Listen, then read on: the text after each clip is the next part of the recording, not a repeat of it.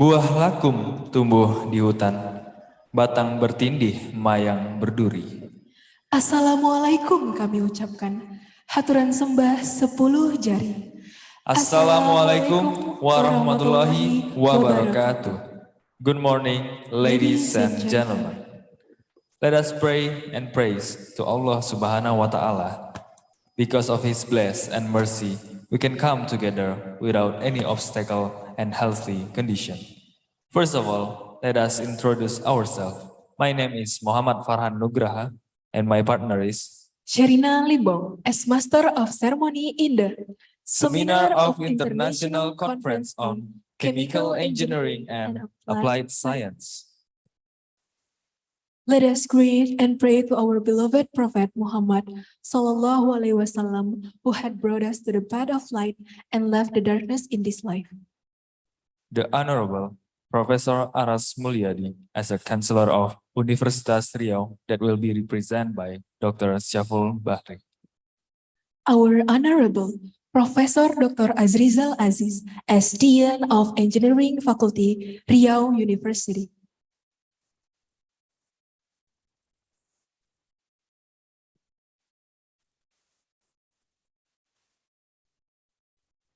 Our Honorable Professor Dr. Amun Amri, as Chief Admiral at International Conference on Chemical Engineering and Applied Science. Our Honorable Professor Dr. Chun Sen Yang. Our Honorable Professor Datuk Dr. Ahmad Fauzi Ismail, that will be represented by Dr. Hasrina Hasbullah. Our Honorable Professor Yazid Bindar, PhD. And our Honorable Mr. Dr. A. Amizan Azizan, as Moderator of International Conference on Chemical Engineering and Applied Science. And what we are proud of, all organizers and participants. Ladies and gentlemen, Before we come to the main season, we present to you Melayu Traditional Dance by our best dancer from Chemical Engineering, Riau University.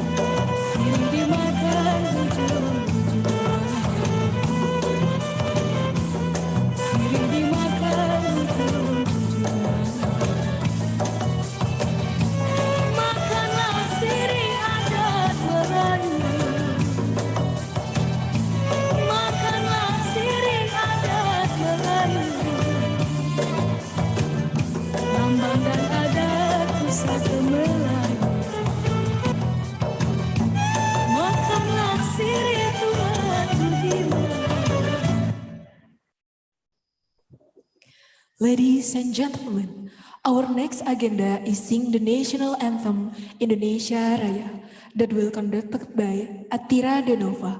To Atira, the stage is yours. All the guests and audience, please stand.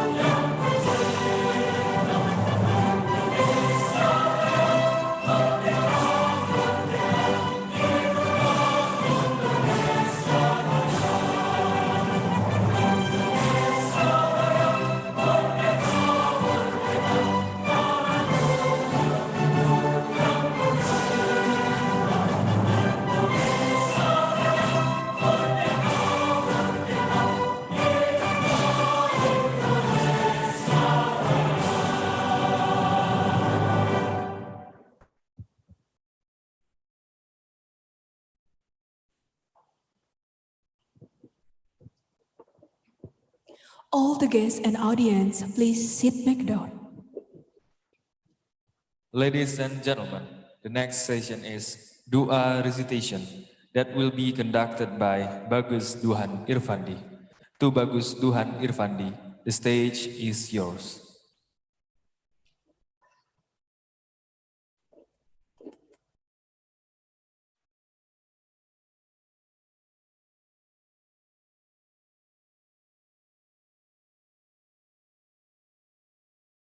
Assalamualaikum warahmatullahi wabarakatuh. Before starting the activity, let us pray to Allah Subhanahu wa Ta'ala, Almighty God. For those who are Muslim, I will guide, and for non-Muslim, so that they can adjust. أعوذ بالله من الشيطان الرجيم بسم الله الرحمن الرحيم الحمد لله رب العالمين حمدا شاكرين حمدا ناعمين حمدا يوافي نعمه ويكافي مزيده يا ربنا لك الحمد كما ينبغي لجلال وجهك الكريم وعظيم سلطانك اللهم إنا نسألك السلامة في الدين وعافية في الجسد وزيادة في العلم وبركة في الرزق وتوبة قبل الموت ورحمة عند الموت ومغفرة بعد الموت اللهم حوّن علينا في شقاة الموت والنجاة من النار والعفو عند الحساب اللهم انفعني بما علمتني وعلمني ما ينفعني وزدني الإيمان والحمد لله على كل حال اللهم إنا نسألك علما نافعا ورزقا طيبا وعملا متقابلا اللهم سلم سلم ديننا وسلم قلوبنا وسلم توحيدنا وسلم أخلاقنا يا الله برحمتك يا أرحم الراحمين. Ya Allah, today you know before you asking for prayer. Ya Allah, give smoothness and eases to our activity. The International Conference on Chemical Engineering and Applied Science 2022. Ya Allah, Ya Aziz, Ya Ghaffar, forgive our sins, the sins of our parents, our teachers, and our leaders. Hopefully, with the International Conference on Chemical Engineering and Applied Science 2022, can give rise to new research and new service that can be useful for the nation and state and will ask the wider community. Ya Allah, please accept our prayers.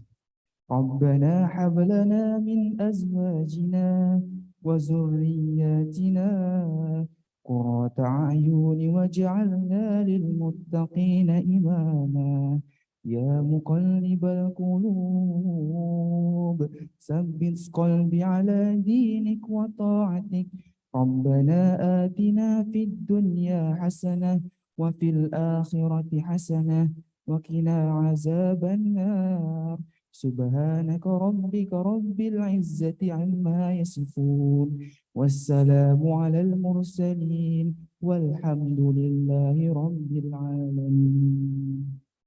Wassalamualaikum warahmatullahi wabarakatuh.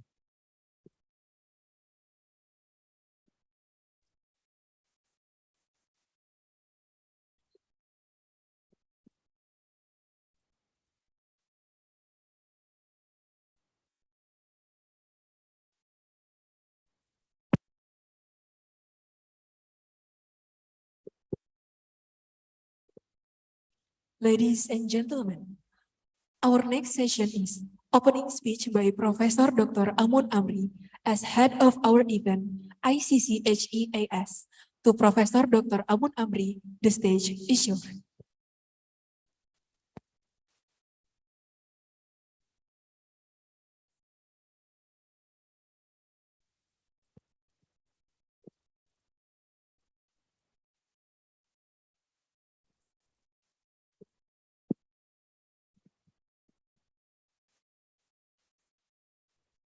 Assalamualaikum warahmatullahi wabarakatuh.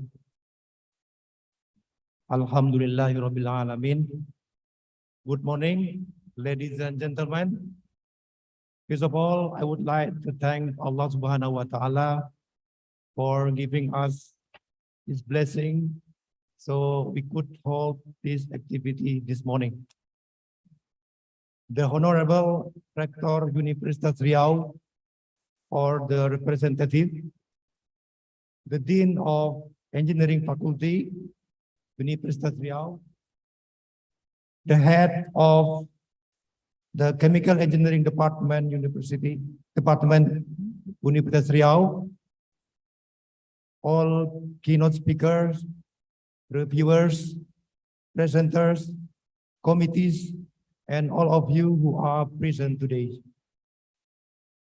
Here, I'm Amun Amri, on behalf of the chairman of this event, would like to welcome all of you to the third International Conference on Chemical Engineering and Applied Sciences, ICChEAS 2022.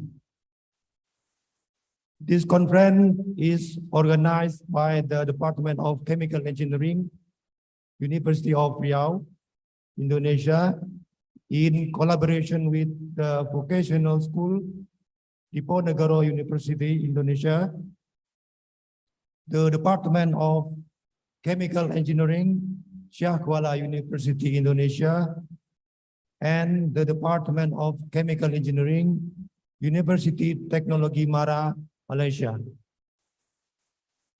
This year, the topic of our conference is Toward the Green and Sustainable Process Engineering and Applied Science Technology.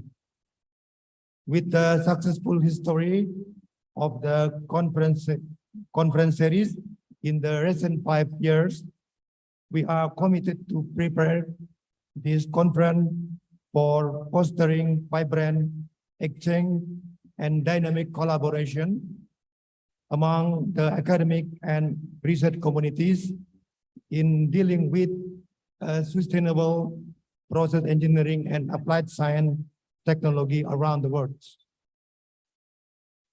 In this conference, about 95 papers from around the world, namely Indonesia, Malaysia, India, China, Azerbaijan, Brunei Darussalam, Japan, Nepal, Turkey, and UK will be presented.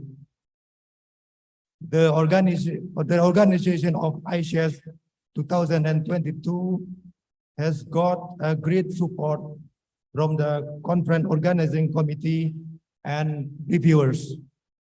We would like to sincerely thank to all individuals and who have rendered their support in every possible way to make this conference a reality.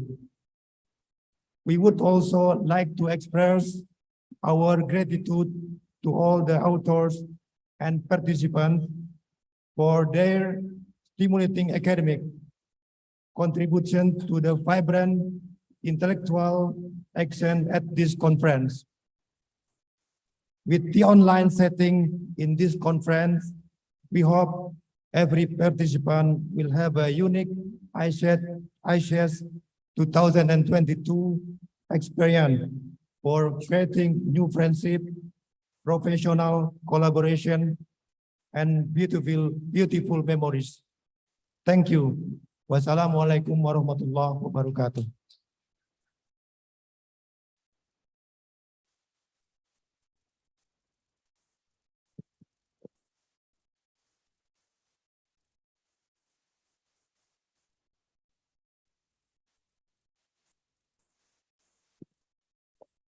Ladies and gentlemen, our next agenda is welcoming speech by our Dean of Engineering Faculty, Professor Dr. Ajrizal Aziz, ST, MT, IPU. To Mr. Ajrizal Aziz, the stage is yours.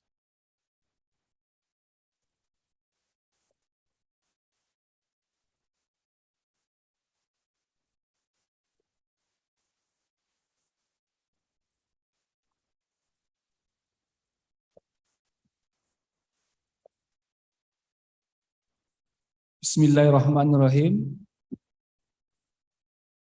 Air beriak tanda tak dalam, air tenang seperti berlian. Izinkan saya ucapkan salam untuk hadirin sekalian. Assalamualaikum warahmatullahi wabarakatuh.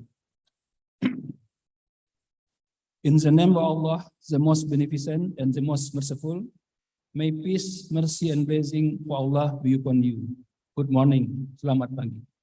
The Honorable Rector UNRI, represented by Vice Rector Professor Dr. Saiful Bahari, the Honorable Chairman of International Conference on Chemical Engineering and Applied Science, ICChEAS 2022, Professor Dr. Amun Amri, the Honorable Vice Dean of Engineering Faculty, University of Riau, the Honorable Head of Department of Chemical Engineering Faculty, University of Riau, dear colleagues, professors, lecturers, researchers, ladies and gentlemen, and good morning to our participants joining us online from around the world.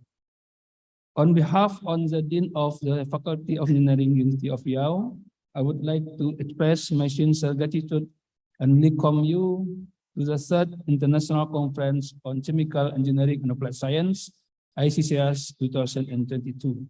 with the theme toward green and sustainable process engineering and applied science technology. This ICChEAS 2022 is organized by the Chemical Engineering Department, Faculty of Engineering, University of Riau, collaborated with the Faculty of Chemical Engineering, Universiti Teknologi MARA, UiTM, Malaysia, the Vocational School, University of Diponegoro, UNDIP, and the Chemical Engineering Department of Universiti Syiah Kuala, USK. May I thank the all committees of the third International Conference on Chemical Engineering and Applied Science, ICChEAS 2022. We wish to extend a warm welcome to fellow delegates from various countries and also online participants joining this conference. We want to extend warm greeting to all those who support this international conference. Moreover, I honorably welcome our keynote speaker, Professor Dr. Chun Chen Yang from Mingchi University of Technology, Taiwan, Professor Dr. Ahmad Fauzi from Universiti Teknologi Malaysia, Professor Dr. Ing Insinyur Misri Gozan, MTech from University of Indonesia, and Professor Yazid Bindar, PhD from Bandung Institute of Technology, Indonesia. Last but not least, my deepest gratitude goes to the advisory board, organizing committee, international scientific committee, institution, companies, and volunteers who have directly and indirectly supported the success of this international conference. The committee has organized a vibrant scientific program and is working hard to present highly respected and internationally native speakers to lead it. Also, we try our finest to be professional on behalf of the University of Riau. Please accept our sincere apologies to them. Inconvenience occurred before, during, or after the event. I wish you a very productive conference with exciting and encouraging discussion and exchange of knowledge, so that together we can anticipate a future of groundbreaking knowledge, research, and technology for human peace. May God bless us all with good health to make this event a successful and enjoyable ones. Mentari senja telah tenggelam, hujan turun mulai terjatuh. Kami tutup dengan salam. Wassalamualaikum warahmatullahi wabarakatuh. Thank you very much. Waalaikumsalam warahmatullahi wabarakatuh.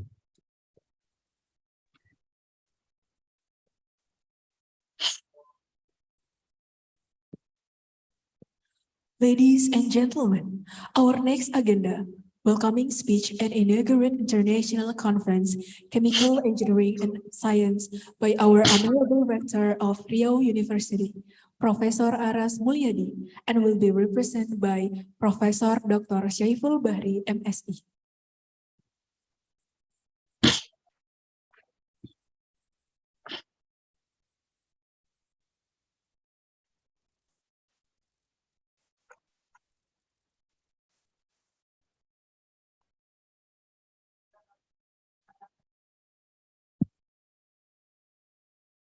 Lentik jemari nak darah menyulam. Silap seketika jarum pun jatuh. Pembuka kata sambutlah salam. Assalamualaikum warahmatullahi wabarakatuh. Waalaikumsalam warahmatullahi wabarakatuh. Profesor Dr. Insinyur ICChEAS yang kami hormati Pak Kejurusan, Pak Dr. Indra Amri, yang kami hormati Ketua Konferen, Profesor Amun Amri, dan panitia beserta hadirin yang berbahagia. In the state of Allah, most generous, most merciful, may Allah mercy, peace, and blessing upon of you. The respected keynotes and invited speakers, researchers, lecturer, college, committee, and all participants here in this room and online virtually. A very warm welcome to all of you in the third International Conference on Chemical Engineering and Applied Science in conjunction with the 60th University of Riau anniversary this year, having the theme toward the green and sustainable process engineering and applied science and technology. We are very happy and satisfied on your attending and joining this conference hosted together by Chemical Engineering Department, Faculty of Engineering, University of Riau, Department of Engineering, University of Syiah, Kuala, Vocational School of Chemical Engineering, Diponegoro University, Department of Chemical Engineering of Universiti Teknologi MARA, UiTM.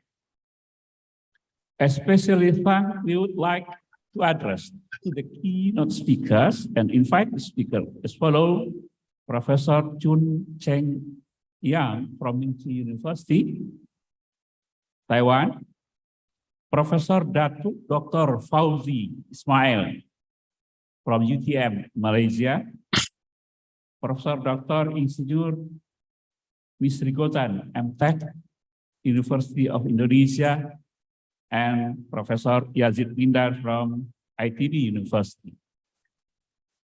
We do believe upon the attending of all of you as speakers and as participants will make this conference be meaningful as you deliver and share your experience in your research in chemical engineering or in any related topics.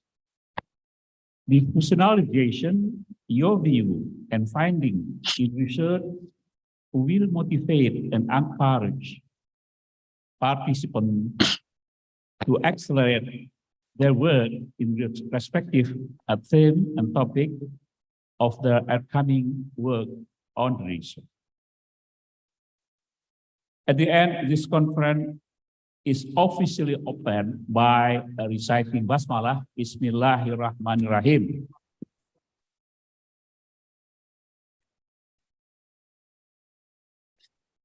And at the end, we are thankful and glad and pleased on a very conducive atmosphere of discussion during this conference, hoping you achieving the fruitful resume and conclusion webinar.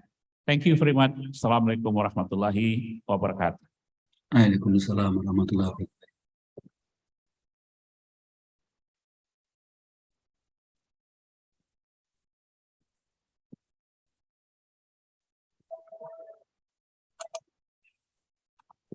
Ladies and gentlemen, our next agenda is photo session.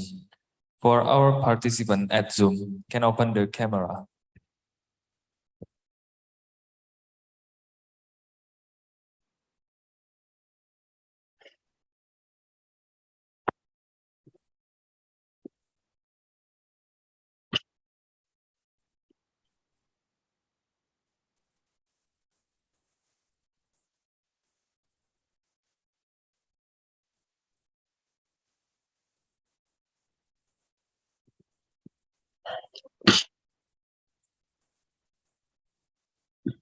Okay. To all the participants at Zoom, at count on 3. 1, 2, 3. Once again. And the second slide. 1, 2, 3.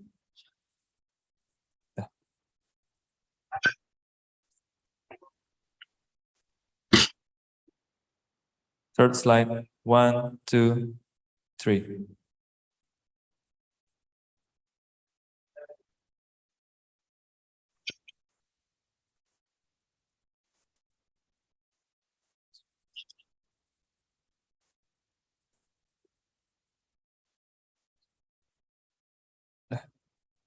And the next photo session is to all audience in the room.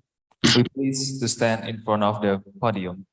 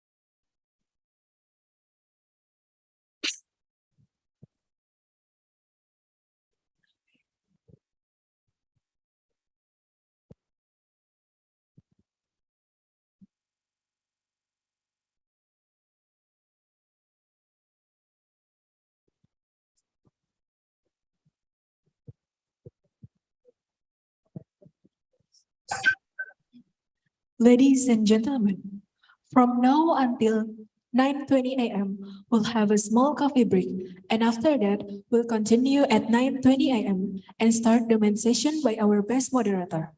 Coffee breaks start from now until 9:20 a.m.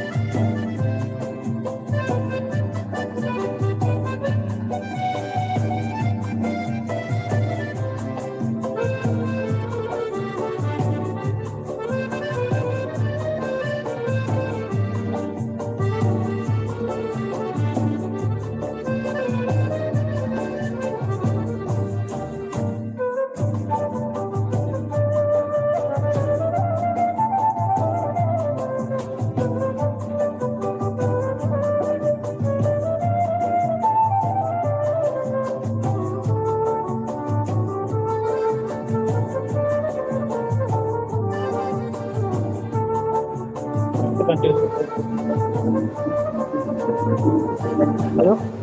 mana? Apa? Makan kue. Bisa.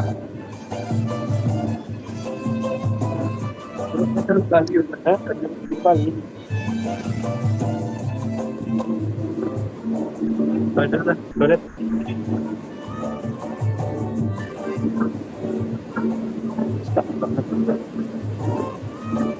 Siapa dia MPP?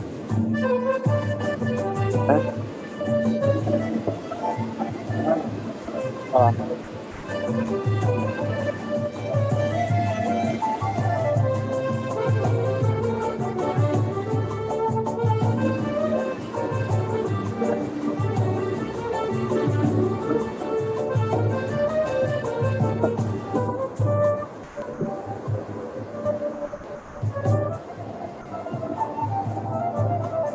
Saya mau beli pisang di dia, jadi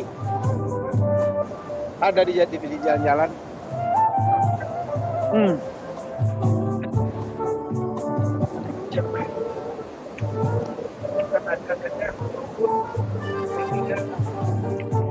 Kalau itu dia nggak ada lauk-lauk, ya kentang, nggak ada lauk, nggak ada ikan, nggak ada. Hari-hari roti bakar tuh, roti nan itu.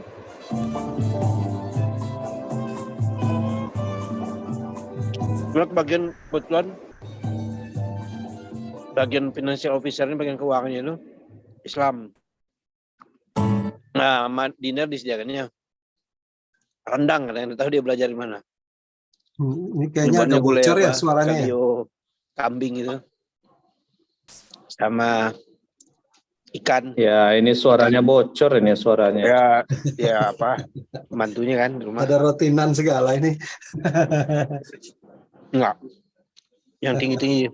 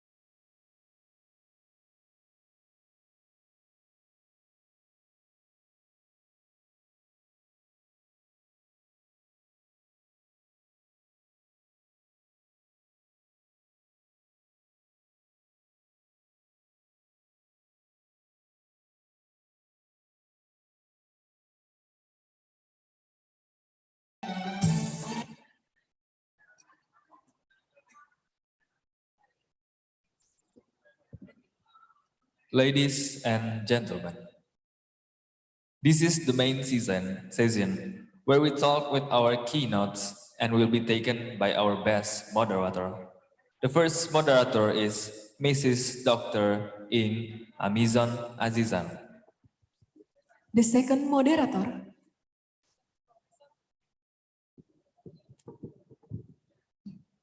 Mr. Professor Idral Amri. The experience of Mrs. Dr. Amizon Azizan is at 2002 until today, be the professional training at Science Derby Plantation Research SDN PhD. At 2002 till today as a lecturer and senior lecturers at Universiti Teknologi MARA, Shah Alam, Malaysia.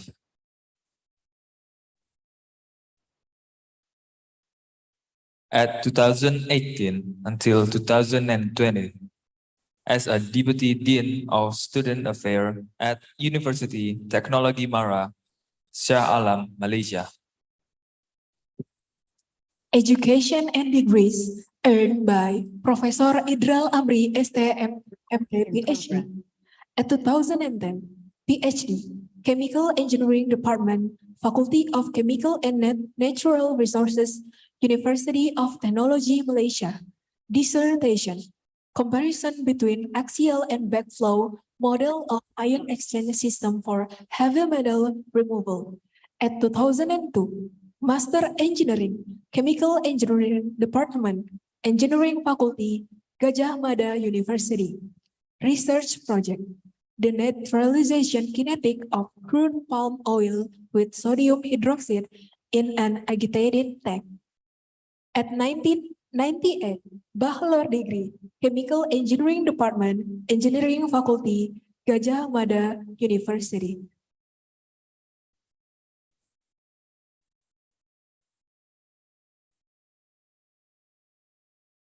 Ladies and gentlemen, we proudly present to you the first moderator, Mrs. Dr. Ing Amizon Azizan. Okay, thank you very much to Ms. and Mr. MC for today. Can you hear my voice clearly over there? Yes, of course. All right, thank you very much. Bismillahirrahmanirrahim. Assalamualaikum warahmatullahi wabarakatuh. Good morning to all participants and honorable guests of the Third International Conference on Chemical Engineering and Applied Science, ICChEAS 2022. Welcome and selamat pagi. Ladies and gentlemen, my name is Amizon Azizan, as mentioned earlier. I'm a lecturer of the School of Chemical Engineering, College of Engineering, Universiti Teknologi MARA, Malaysia.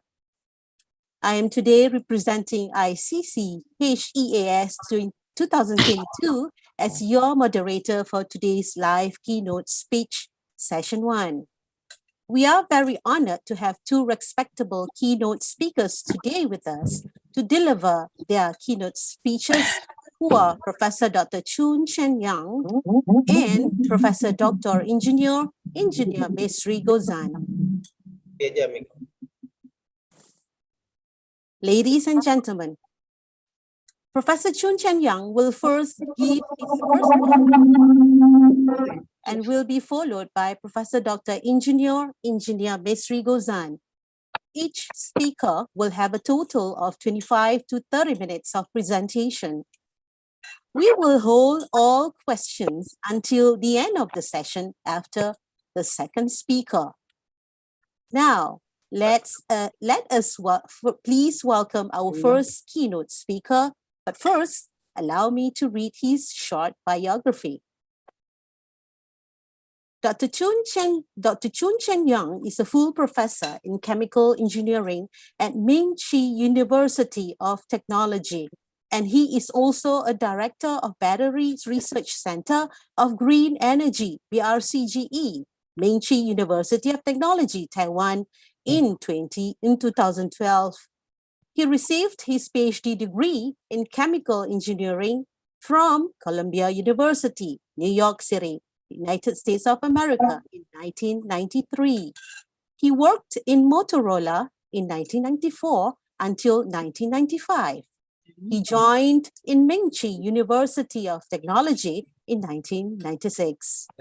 After 2019, he was appointed as a distinguished professor in BRCGE and 2021 as a chair professor. Since then, he has published more than 210 referee journal publications and more than 40 patents.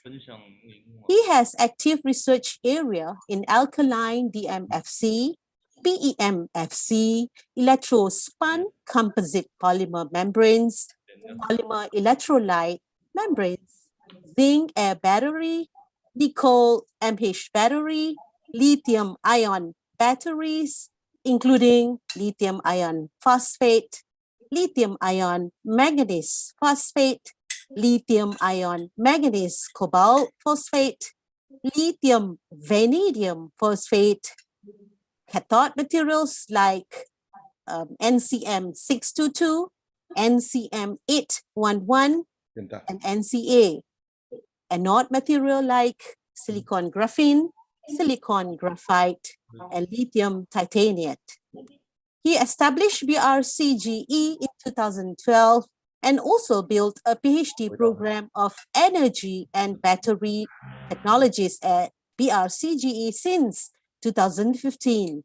Since 2020 till 2022, Dr. Yang was listed as the top 2% scientist in energy subject field based on Stanford PLOS Biology Journal. Such an impressive biography that we have today with us. Alhamdulillah.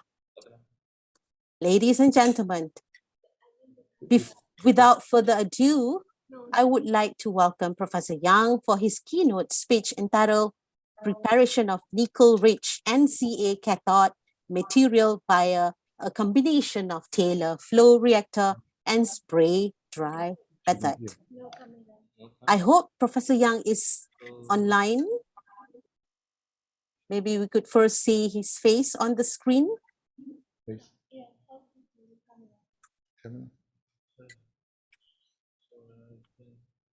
So camera,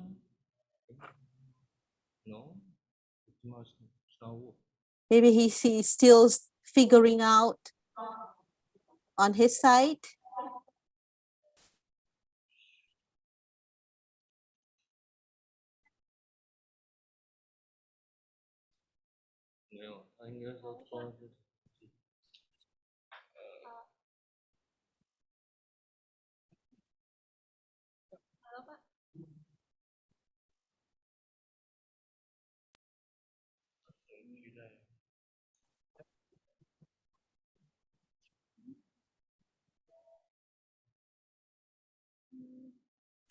Maybe for the rest of us, while waiting for Professor Yang to prepare himself online with the help of the administrator of Zoom of ICChEAS, we could have our session break, tea break on our table. Since we are not at the site where the conference is being organized, so we can have our coffee while waiting.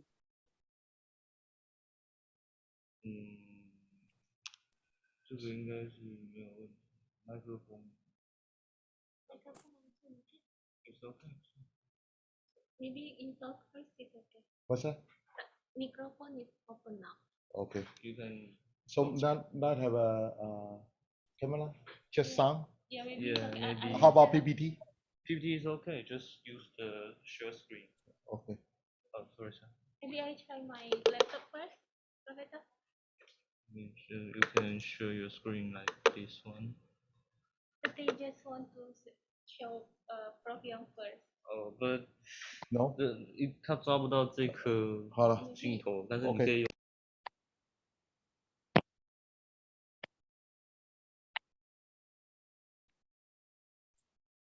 Yeah, I think Professor Yang is ready. Hopefully, we could all see the screen of the PowerPoint presentation.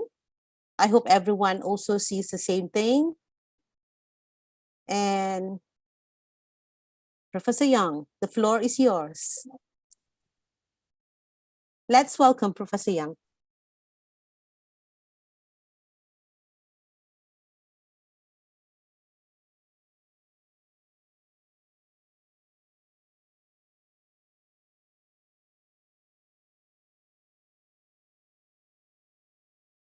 Yeah, can you see my PPT? Yeah, I could see your screen now. Yeah, okay. Yeah, I'm going to start it. Sorry about camera not working. Cannot see me. All right. So this my topic. Make a nickel-rich NCA custom material using combination by teraflow reactor and also spray dry method. Professor Young, sorry, just to disturb you. Yeah. Could you please show your PowerPoint slide? Yeah. PowerPoint.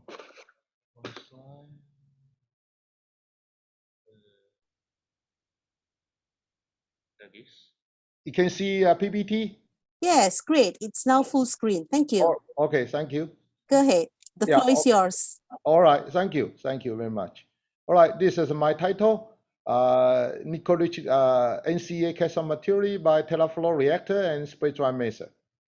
You can see second slide. You can see global demanding for electric vehicle is quite rising significant, particularly over 2 million EV car have been selling.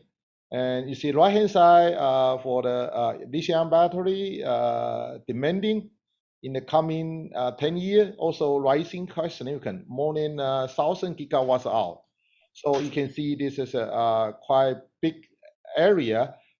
People going to build up a lot of cell battery for EV car using, and another area maybe ESS, electro storage medium, also quite larger demanding in the future. This will show you very simple lithium battery working mechanism. Normally we have a 4 component. One side you see the positive, that's a side material coating on aluminum foil. Another side is maybe majority is a graphite coating on the copper current collector.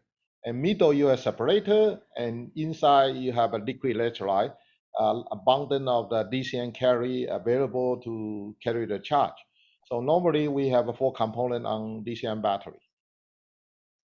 And this is like we call capacity versus voltage chart. You can see anode material voltage normally is quite low, and positive electrode like NCA oxide material, they have a high voltage like a 4 volt, around 4.3 volt. Also, you can see 2 particular lithium battery, next generation battery. This lithium sulfur and lithium oxygen battery. Point. Yeah. So the energy density is much higher compared with the current lithium battery. You see here, maybe more than 3 and 5 times energy density available. So this is also a hard area people dig in to do more research to get this high energy density battery. All right, so talk about NCA. I think you may know that NCA is currently using on Tesla EV car, Model S, Model 3. They're using NCA cathode material, and anode is a graphite, common anode material. So what is the problem for NCA? It's a high nickel, more than 80% nickel inside, also cobalt, alumina. Another famous cathode material we call NCM. That's a nickel, cobalt, manganese. This material also is we call nickel rich, more than 80% nickel inside. So what is the problem? The problem is they have a lot of phase change, fading phenomena happen because when you're charging more than 4.3, or 4.3, sometimes they're going to cause a ball exchange and also cause a lot of cracking, induce a lot of fading. So that's a lot of problem we must face and how to solve it. So we see normally nickel oxygen bond is quite weak. They can have an isotope ball change during the charging to discharging. And also if we're charging too high, because uniball change is quite significant. So sooner or later, your structure going to change from layer structure to become spinel structure and go to rock salt structure. So when you become a rock salt structure, you're not going to capability to pick up your lithium. So your capacity going to fading very fast. All right. So what is the advantage and disadvantage? Nickel rich provide high capacity. You see the x-axis.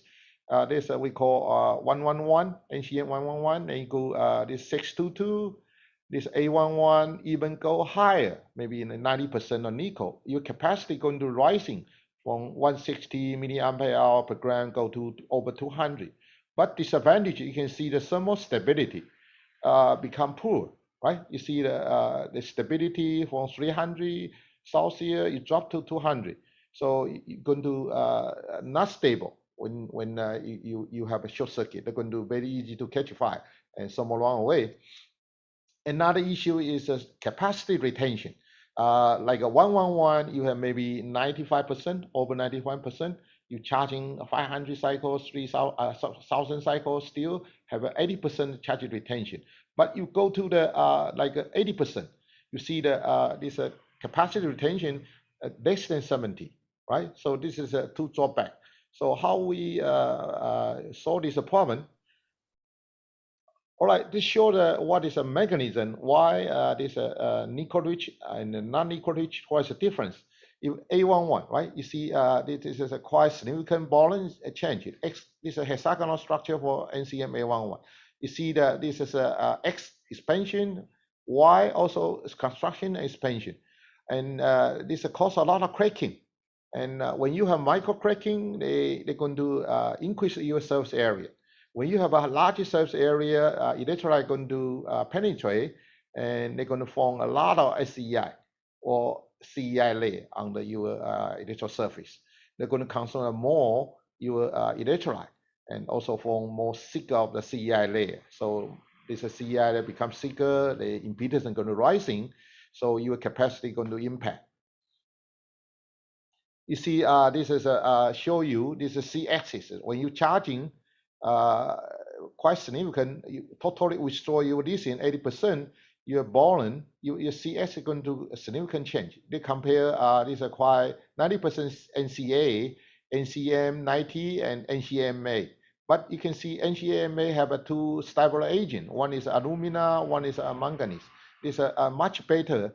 They have a less cracking happen. So how to combine lots of stable agent on your nickel-rich cathode material is quite important. All right, this also show you why some doping approach is working, like NCM 90. When you doping the boron, a small amount, less than 1%, they can prevent the micro cracking due to the primary particle change to from granular size become fiber type. You can see this is a fiber type. So what is a interface? Just sticking on the outside surface area, not everywhere. You can see that this up figure. Everywhere have a nickel oxide rock salt impurity phase. They're going to blocking your lithium transport. So your capacity not going to do sustainable. All right, so these are based on I collect from literature, abundant or dopant available. You can doping on the nickel-rich cathode material like a titanium, magnesium 2+, alumina is a common one NCA using. Tungsten 6+ boron, I just mentioned, also very powerful and working very well. And temperature, you do the doping and coating, the sinter temperature sometimes it's different. You want to doping, you have a little bit high temperature, and coating maybe less than 500 to 700, little bit low temperature to do the processing. And also you can see clear, this is a particular uniboron change. This is a boron. particular DOD, I mean depot discharge. You 100% withdraw your lithium is 100% DOD. Maybe you can do 60%. You can see there's a much higher depth of discharge. You have a larger volume expansion. So you can shrink 8%. If you only just at low limit DOD 60%, just 1 or 2% of volume change. Also, you can see the quaking. All right, so this is the same. Not just for the cracking issue. Also, you see a lot of active oxygen going to come out from your active material. So maybe produce O2 and CO2. You see, when you charging very high voltage, you see a lot of abundant oxygen going to withdraw. So this is oxygen going to is a cause of thermal runaway issue. Also, is a cause of your not stable because your cell going to volume expansion. All right, well, what happened for phase change? Beginning you have hexagonal 1, then you go to hexagonal 2, maybe just a short time of the monokinetic phase, then you go to hexagonal 2. The most significant one is the hexagonal 2 to hexagonal 3, right? So this one is without modify. You can see the angle change around 0.75, but this one some modify. You can see you can reduce the H2, H3. This is a peak change variation, just 0.52.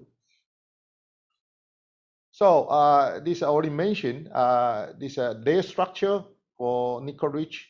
You have a lot of cation missing or oxygen release can become a spinel. Finally, you can see the layer structure, lithium layer, transition metal layer, and nickel can go to lithium layer. So finally, you come another phase we call Rosso. So this is going to cause a blocking your lithium transport. You're not going to have maintain charge retention well. So this how to prevent this layer is quite important. All right. So what is a next generation nickel-rich cathode material? Literature, a lot of people propose co-shear structure. Inside you have a nickel-rich cathode material, but outside you have a we call manganese rich coating outside. So they form the cone shear structure. The big good for this torture for volume change. Another way, another approach is called concentration gradient approach. You have you can see here nickel inside center is a high nickel, but outside surface become less. So another stable agent like this is manganese, you can have inside very less, but rising. So majority you see outside is a manganese rich. You stable agent can do stabilize your structure variation, stop the structure variation.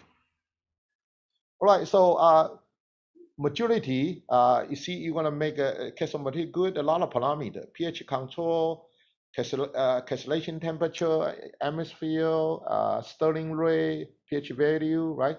So you can maintain these 3 KPI, thermal stability, cycle stability, and capacity. So this is to show you nickel-rich NCA, NCM, NCAM, right? Charge transfer resistance is important. Thermal stability, micro-cracking resistance, cycle life, right? And capacity. All right, we talk about how we make a nickel-rich cathode material. Copper-silver is a common, also very well, or make a uniform precursor, hydroxide. But the problem is NCA. You see, aluminum hydroxide is a very small KSP, 10 to the minus 30, very easy to precipitate. When you add this salt, aluminum salt, copper salt, and nickel salt together, they're going to precipitate first. So nickel and cobalt, they're pretty similar. So our idea is you prepare nickel cobalt precursor first.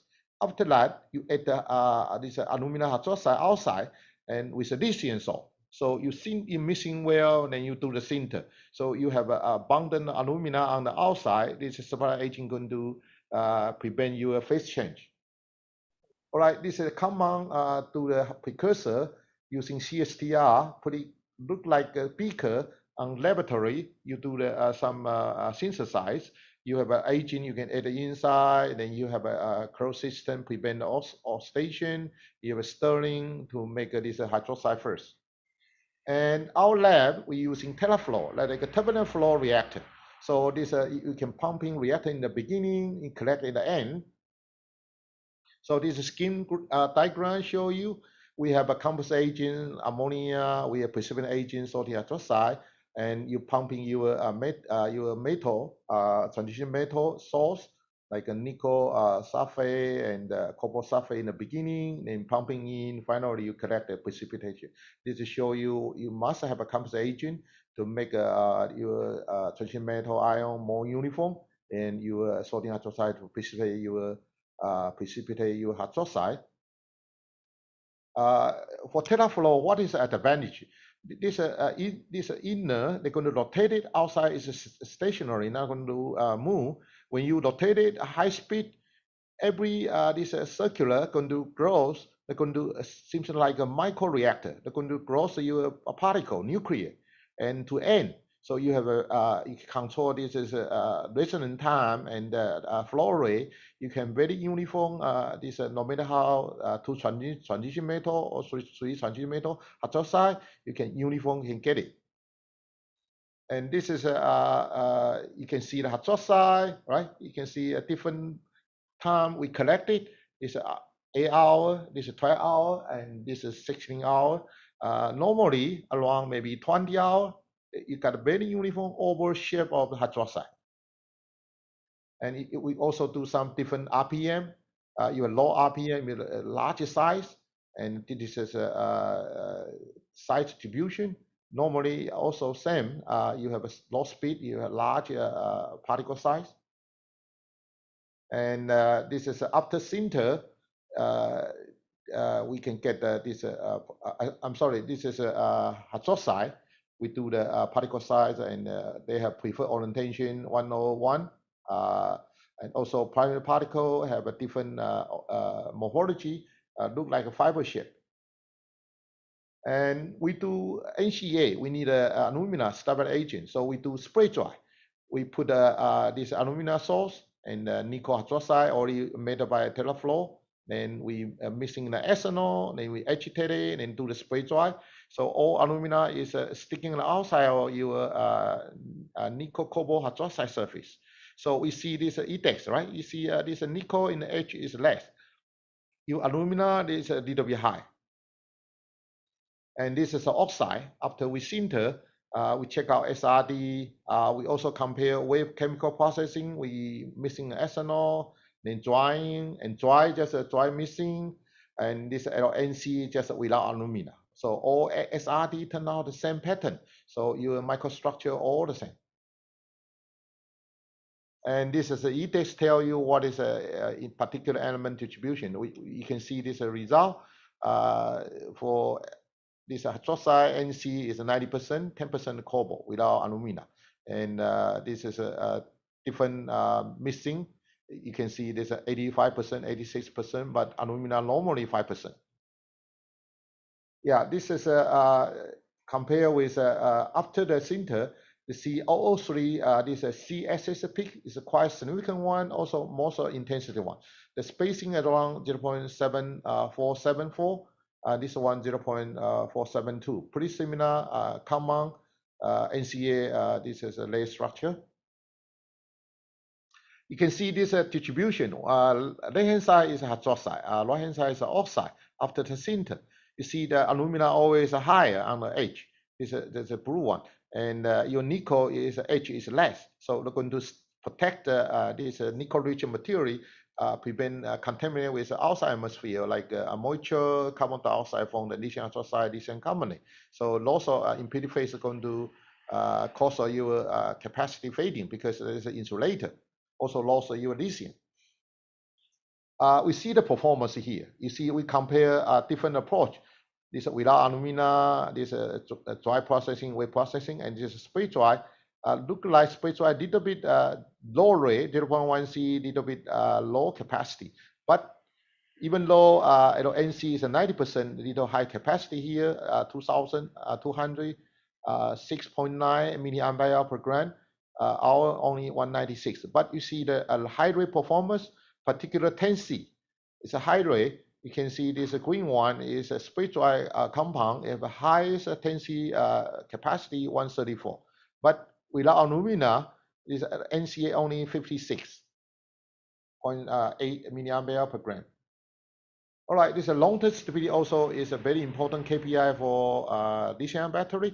So you see 1C 100 cycle, you can see this highest charge retention 93.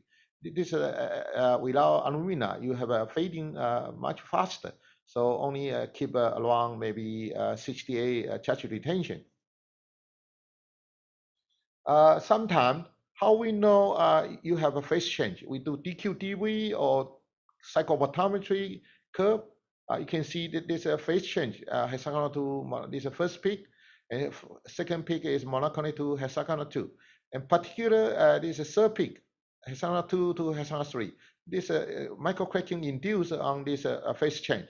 You can see this normally you have a boron doping. H2, H3 peak not going to change in almost nothing. So mean your material is quite robust. So this is based on our compare with without alumina and this spray dry alumina. You see this derivation first peak oscillation and this reduction the first peak. You see the deviation around 206 millivolt polarization, but after spray dry, this polarization much less, only 166. Also, you see that here, H2, H3 peak not going to change nothing, also not fading, even after 2 cycles, 3 cycles, always overlapping. But you can see this without alumina, they start fading. The peak high getting less, and this reduction also become less. Yeah, EIS is very important. You can detect what is the interface resistance. Particular charge transfer resistance is going to become higher because they form a much thicker SEI layer on the interface.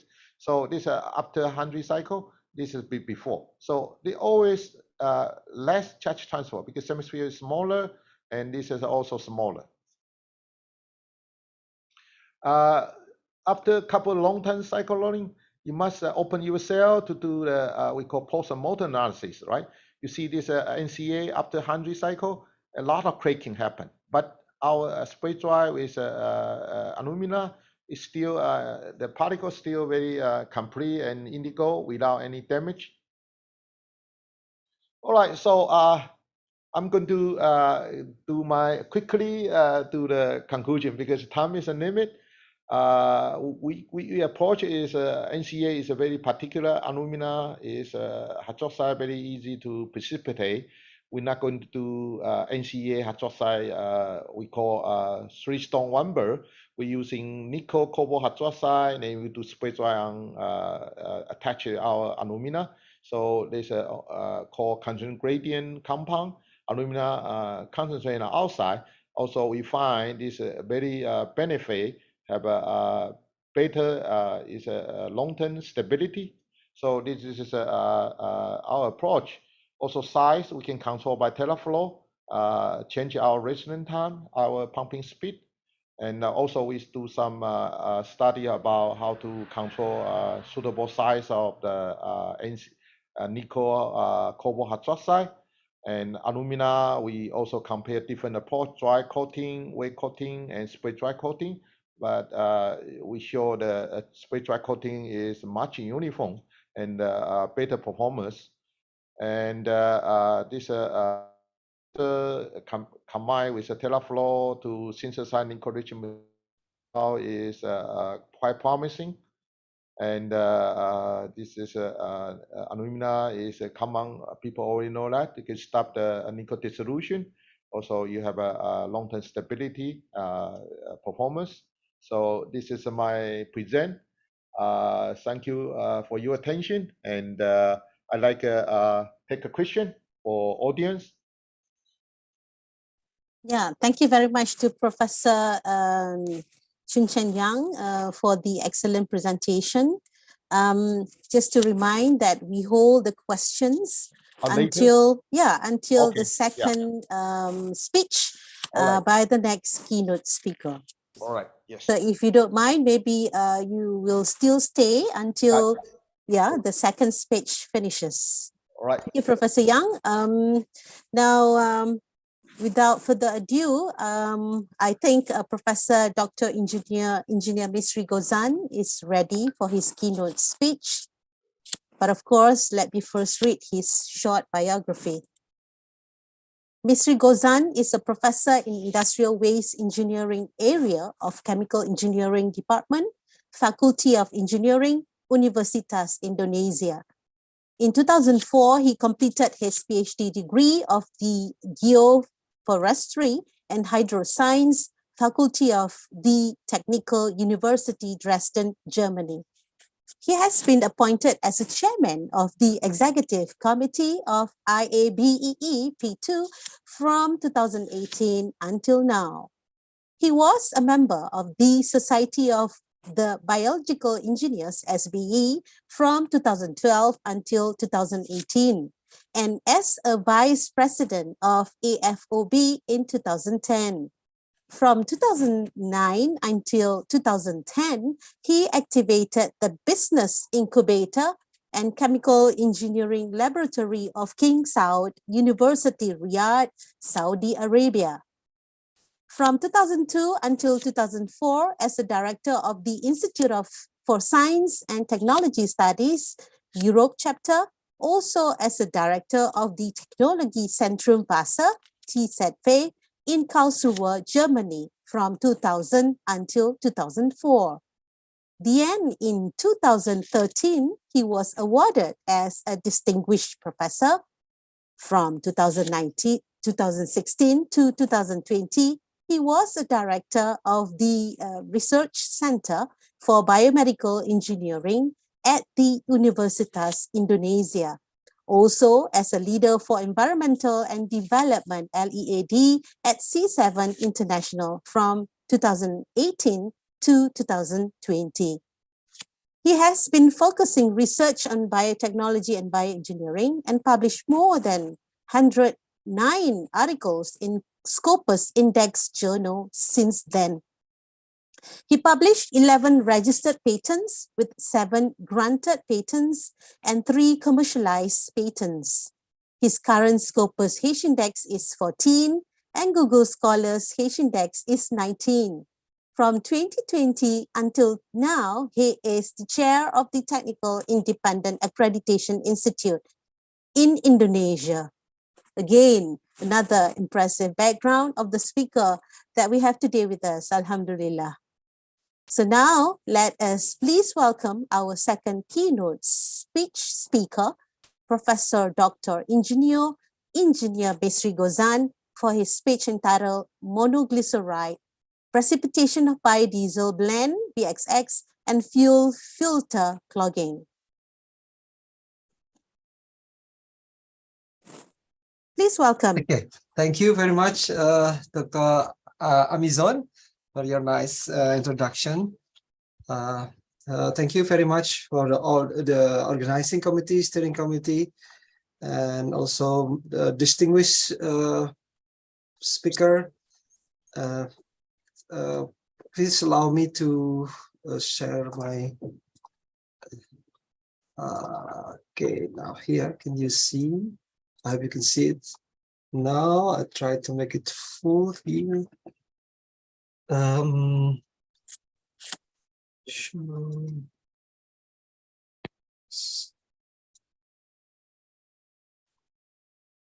Yeah.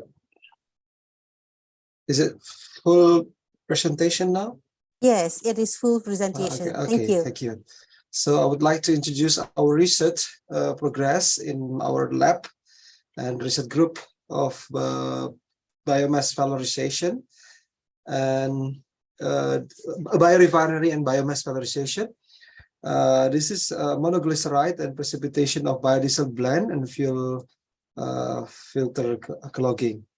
So in Indonesia, and it's also some of the rest of the world are also trying to implement the biodiesel mix blended as a blended fuel. In the current situation in Indonesia, Malaysia, If I'm not mistaken, we already had 20% blended fuel of biodiesel and petroleum diesel. In Indonesia, it has been on sale since 2016. Now our government is trying to increase to 30% by 2020. But currently it's still trying to do it, although it's now already 2022, but still struggling to do this B30. One of the important parameters in this biodiesel quality for the implementation of higher biodiesel percentage is monoglyceride content. We know that in some condition, you can see this a very nasty picture here in the right side. The critical parameter in biodiesel quality is at higher biodiesel percentage is the monoglyceride content, and the monoglyceride in BXX fuel can promote precipitation, especially at low temperature conditions, and it also can accelerates fuel filter clogging, like we can see it here. So the soaking outdoor temperature, especially in the European condition, for example, or where the temperature are slightly lower than in Asia, biodiesel percentage in BXX fuel and monoglyceride content may influence the amount of precipitate formed. So, we would like to know the effect of monoglyceride content in biodiesel on the precipitate formation of BXX fuel at different temperatures. We did the lab experiments, and we did also the outdoors and 3 locations, which I'm going to show you in quite a moment. B30 blended from fatty acid methyl ester and HVO and petrodiesel fuel. And the effect of fuel filter pore size and B20 fuel filter clogging at low temperature condition will be shown also here. And we are doing the tanks experiments for prediction of cleaning schedule. So I'm going to quickly to read this method. We did the lab experiment with different temperature and monoglyceride contents, a modified CSFT method of STM D7501 supplied, and the biodiesel was varied for monoglyceride to approximately differ from 0.4% to 0.8%, and mixed with petrodiesel fuel to produce B10, B20, and B30. We did also the experiment at 3 locations in Java Islands, in Serpong in Banten Province, Lembang. This represent different above sea level, the different altitude above sea level, 100, 1000, 1500, and 2000 meter above sea level. Each sample was placed outdoor and soaked for 21 days in 100 milliliter closed separating fuel. So let's see here. This is the biodiesel fuel specification and quality. You can see here the density, the ester content, free glycerol, and monoglyceride. So we make, based on this biodiesel fuel, then we calculate the blending. So we end up with different B10, B20, and B30. So this is the density and the kinematic viscosity and the cloud point of the petrodiesel that we use for mixing with the biodiesel. And we did also the precipitation test, modified ASTM for cold soaking filtration test, or CSFT. And we did this by doing 100 milliliter of each VXX sample in 100 milliliter separation funnel. And we did also filtration with Sartorius and precipitate washed with petroether, dried with vacuum condition. Only monoglyceride in the precipitate remain on the filter. So this is how it looks in the experiments. This is the BXX sample. We do it in the funnel, and we put in the cooling chamber. And after 2 weeks, we compress air at final state if necessary. So we do the varying filter pore size also here. And with the petroether, we wash it. So we weigh the precipitate form at the end. And this is the vacuum drying at room temperature. So with the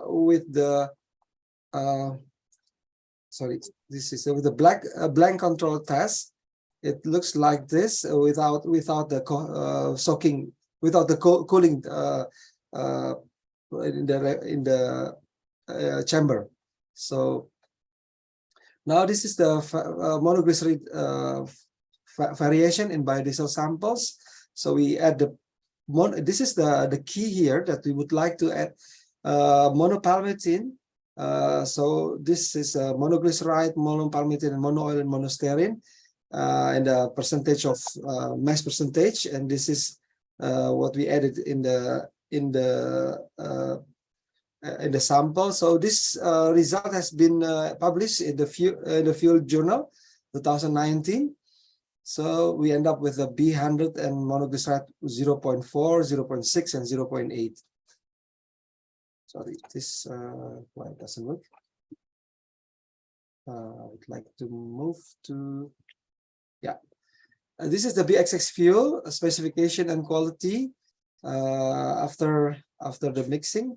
So we can expect here that the density is changed with more biodiesel.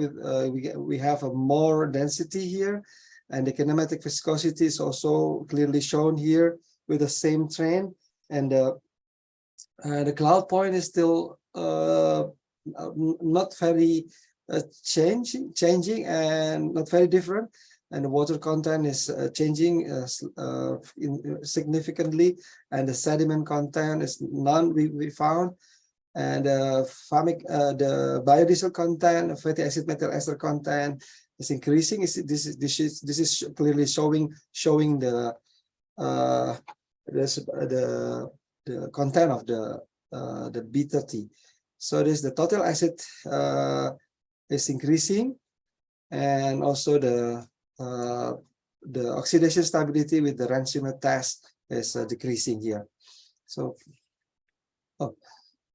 yeah, this is the result from the B10, B20, B30 precipitation test at different temperature.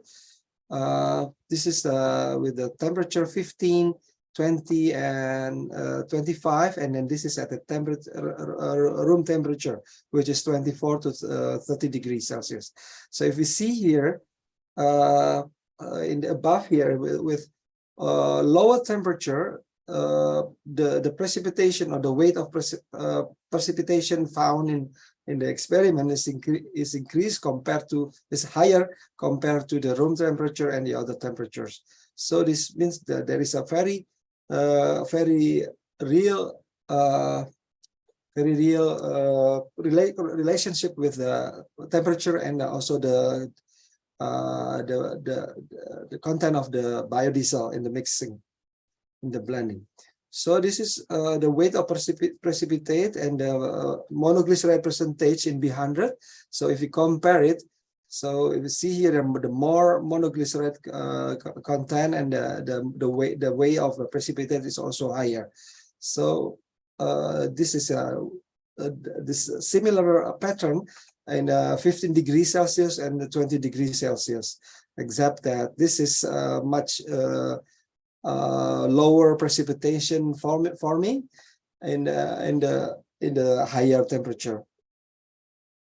This is 25 degrees Celsius at the room temperature. So this confirmed the previous experiments. Now we see how it looks in the outdoor temperature observation. We have 3 locations, as I mentioned before, in different provinces in Java Island. Java has about 5 to 1, 2, 3, it's about 6 provinces, if I'm not mistaken. Keep on growing. There's a Banten province and West Java province and East Java with different at altitude and different. It means also a slightly different temperature. So we can see here that the temperature. This is the temperature, and this is the longer that we observe here. That in the last day, at the end, this is the different condition. So this is at the end of the 20 days. So it is higher. So this is quite similar pattern with the other condition. So this is 3 location, and is different with the temperature between day and night is 6 until 9. So basically 6. So it doesn't fluctuate very much. So this is the results of the precipitation test. So we can see that the more monoglyceride content, the more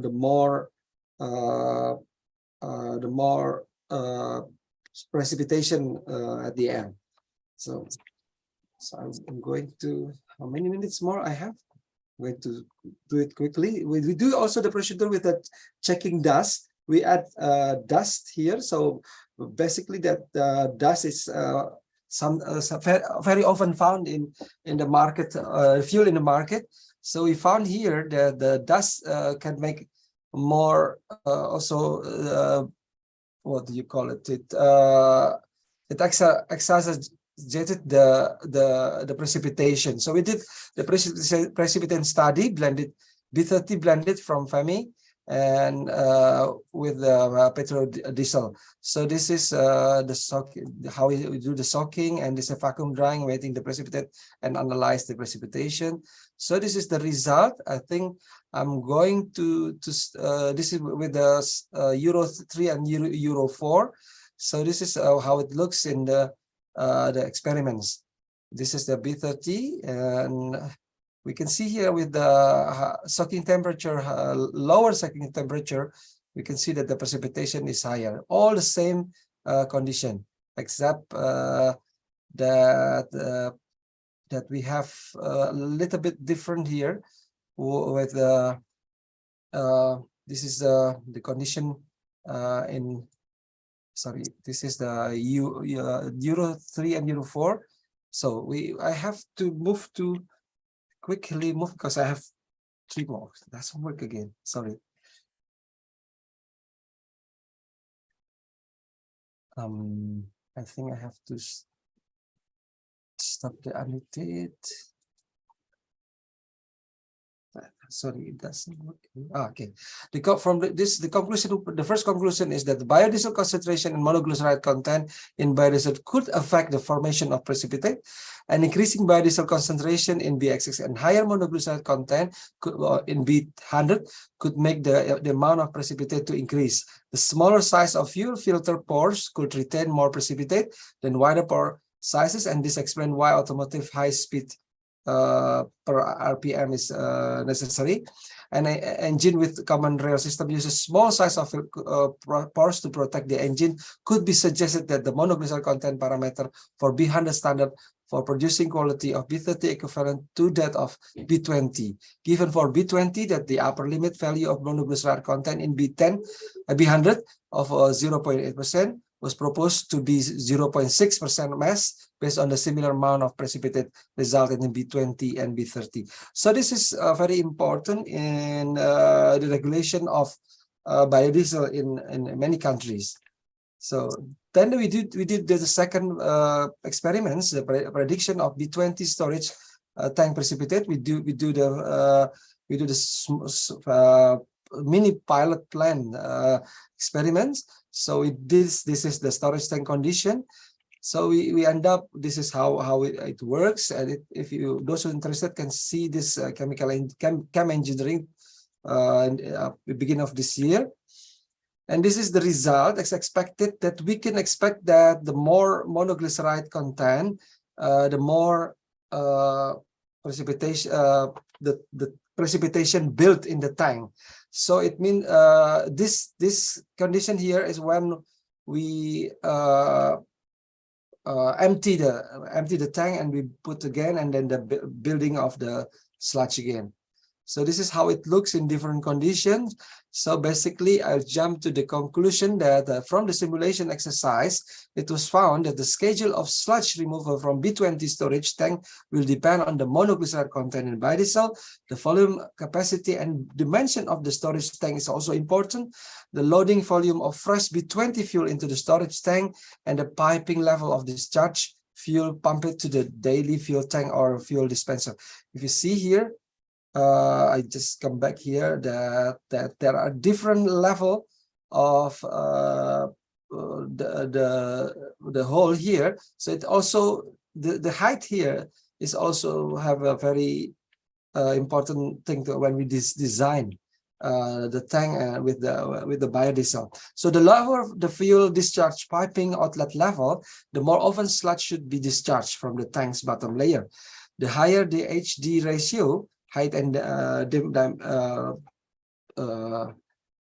what do you call diagonal ratios of the tanks were set, the more the diameter, the more often the sludge should be discharged from the bottom layer of the tank. The more often fresh B20 fuel was loaded into the tank, the more sludge removal should be done. So it looks like this is a very common sense thing, but it is very important to show this when we design it. So then we developed the model for fuel filter blocking based on the precipitate measurement. This is how we modified the fuel, the FBT system test from the STM. So this is how it looks in the controlled cooling chamber, and we put it in the computer as data logger, and then we do the filtration of the BXX tank. So this is how it looks in how we model the fuel flows with different types of impurities. So this is the B0 clean. It looks in the filter, and it's how it looks. Solid test powder impurities in the B1 fuel, B0 fuels, and B0 with impurity. So with the B20, the impurity and the monoglyceride content will block here. So this is the impurity of the B20 fuel. So based on this, then we do the mathematical modeling using Darcy's law. This is how the permeability and the filtration formation of the packed bed cake on the filter. Depend on the volumetric flow rate, permeability, cross-sectional area, viscosity, and the thickness of the porous medium. Then this is the pressure drop trend. We use the ergon equation. So this depends on the velocity, superficial velocity, viscosity, porosity, packed bed thickness, and average diameter of the impurities in the fuel. So this is the table of the specification of parameters stated in the ergon equation. So we use this values here. Then this is the GC chromatograph for monoglyceride content in the biodiesel, basically monopalmitin dominating here, and also there are some monoolane and monostearine here, and in all of the samples here. So this is the pressure drop trend for different conditions of soaking temperatures and monoglyceride content in B20. So this again, this confirmed the previous two experiments in the lab, and this we see here. Then we develop the model here, so we end up with the equation model for the change of packed bed thickness. So this is the changes in all the constants caused by the presence of interaction of both forms of solid and flexible waxy impurities. So we can look here a very good model here. And this is the result of the simulation, time for each sample of B20 with added powder impurity. So this is the delta pressure drop trend resulting from modified FBT test and modeling. So this is the model, the green, maybe you can see, I hope you can see it clear here, the model, and this is all the result compared to the models here. So the time to reach that pressure drop of 30 kPa versus precipitate weight from modified FBT test and modeling is a quite good result here, that we can end up with the deviation is very short here, or this is a very good arc square. So the last conclusion here is the amount of precipitate formed in the B20 field was affected by soaking temperature condition and monoglyceride content in biodiesel. We can show it in the modeling and also in the reality. The higher the precipitate, the lower the soaking temperature, and the higher the monoglyceride content in the biodiesel. So the modified filter blocking test showed that the B20 fuel produced from B0 fuel with added solid impurities having more precipitate tended to have the faster filter blocking effect. It is faster to reach the pressure drop of 30 kilopascal. So the blocking effect of the combined solid and flexible waxy impurities was more severe than that of only flexible waxy impurities in the B20 fuel. The combined solid and flexible waxy impurities could cause the voids previously described for the pack pads solid impurity powders to be gradually filled with the waxy impurity. This condition could lead to a dramatically increased pressure drop in the fuel filter. And the fuel filter clogging time could be predicted using the graph of fuel filter clogging. So this is a very good result. So we don't have, once we have the graph, then we can always predict the precipitation and the filter clogging time.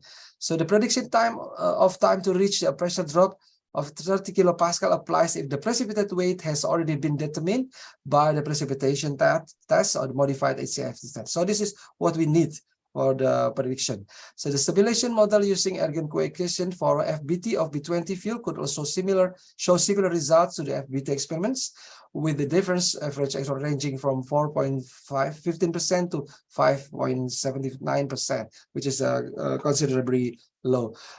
We would like to thank the funding from different organizations here, BPDP Sawit, our university, and also our Ministry of Higher Education of Indonesia.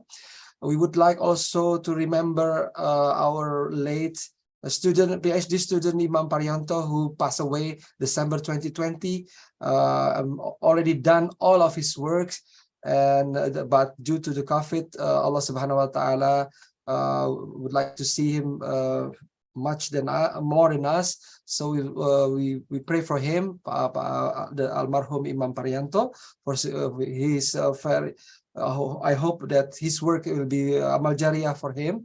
And to all college and students, Dr. Rismana, Dr. Adi Albeanto, Professor Tirto Prakoso, and my student in Chemical Engineering University of Indonesia.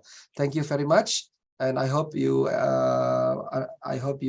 will give me or us any more information in the discussion. So we'd like also to introduce our book published in January this year, A Biorefinery of Oil Producing Plants for Value-Added Products by Wiley. Thank you very much. Alhamdulillah, thank you very much again to Professor Bisri, Professor Gozan, for the excellent presentation. I hope the audience has a lot to learn from the topic today, which is very close to us, biodiesel, presented just now, and also from the first keynote speaker by Professor Yang. And now is the time for the question and answer session. We will first get the questions from the audience. We may first start the first speaker, Professor Yang, and later the questions can also be raised to Professor Gozan. We may, I would allow at least 5 minutes each for every speaker. Now is 11:25, so 11:30 would be the questions for Professor Yang. now it's 12, right, in Indonesia? 12:30, yeah, 12:30. From now to 12:30, we will allow question for Professor Yang, then another 5 minutes for Professor Gozan, and the rest of the minutes until 12:40, we will open for any questions for both of you. So any question from the audience? I see some raised hand from Mr. Dedi Irawan. You may turn on your microphone and start your question. Yeah, thank you very much for moderator. First of all, I would like to say thank you very much for both invited speaker for the amazing talk this morning. My first question is for the first speaker. As I hear your talk this morning is a lot of about, and I reach cathode materials. Yes. My question is, what is your opinion about the potential use of rare earth material? In Indonesia, we call material tanah jarang, rare earth material for various applications, especially for electrical vehicle industries. Okay. Another question is for the second speakers. My question is, as we know, Indonesian government now focusing to develop B40, biodiesel B40. In this composition could be implemented based on your research investigation. How safe this B40 for our common rail diesel engine? Thank you very much. Yeah. You talk about Indonesia, how approach to what is saying is lithium battery. I think is quite important for, like, you know, the 2050 carbon negative, and also is already quite close. Like Taiwan, government already proposed 2025. We need a 20% renewable energy. So majority Taiwan is focused on wind power and solar. So no matter how, you need a storage medium. So my opinion is lithium battery is not a perfect one, but I think it's up to right now. It's like a compromise, a suitable medium to store energy.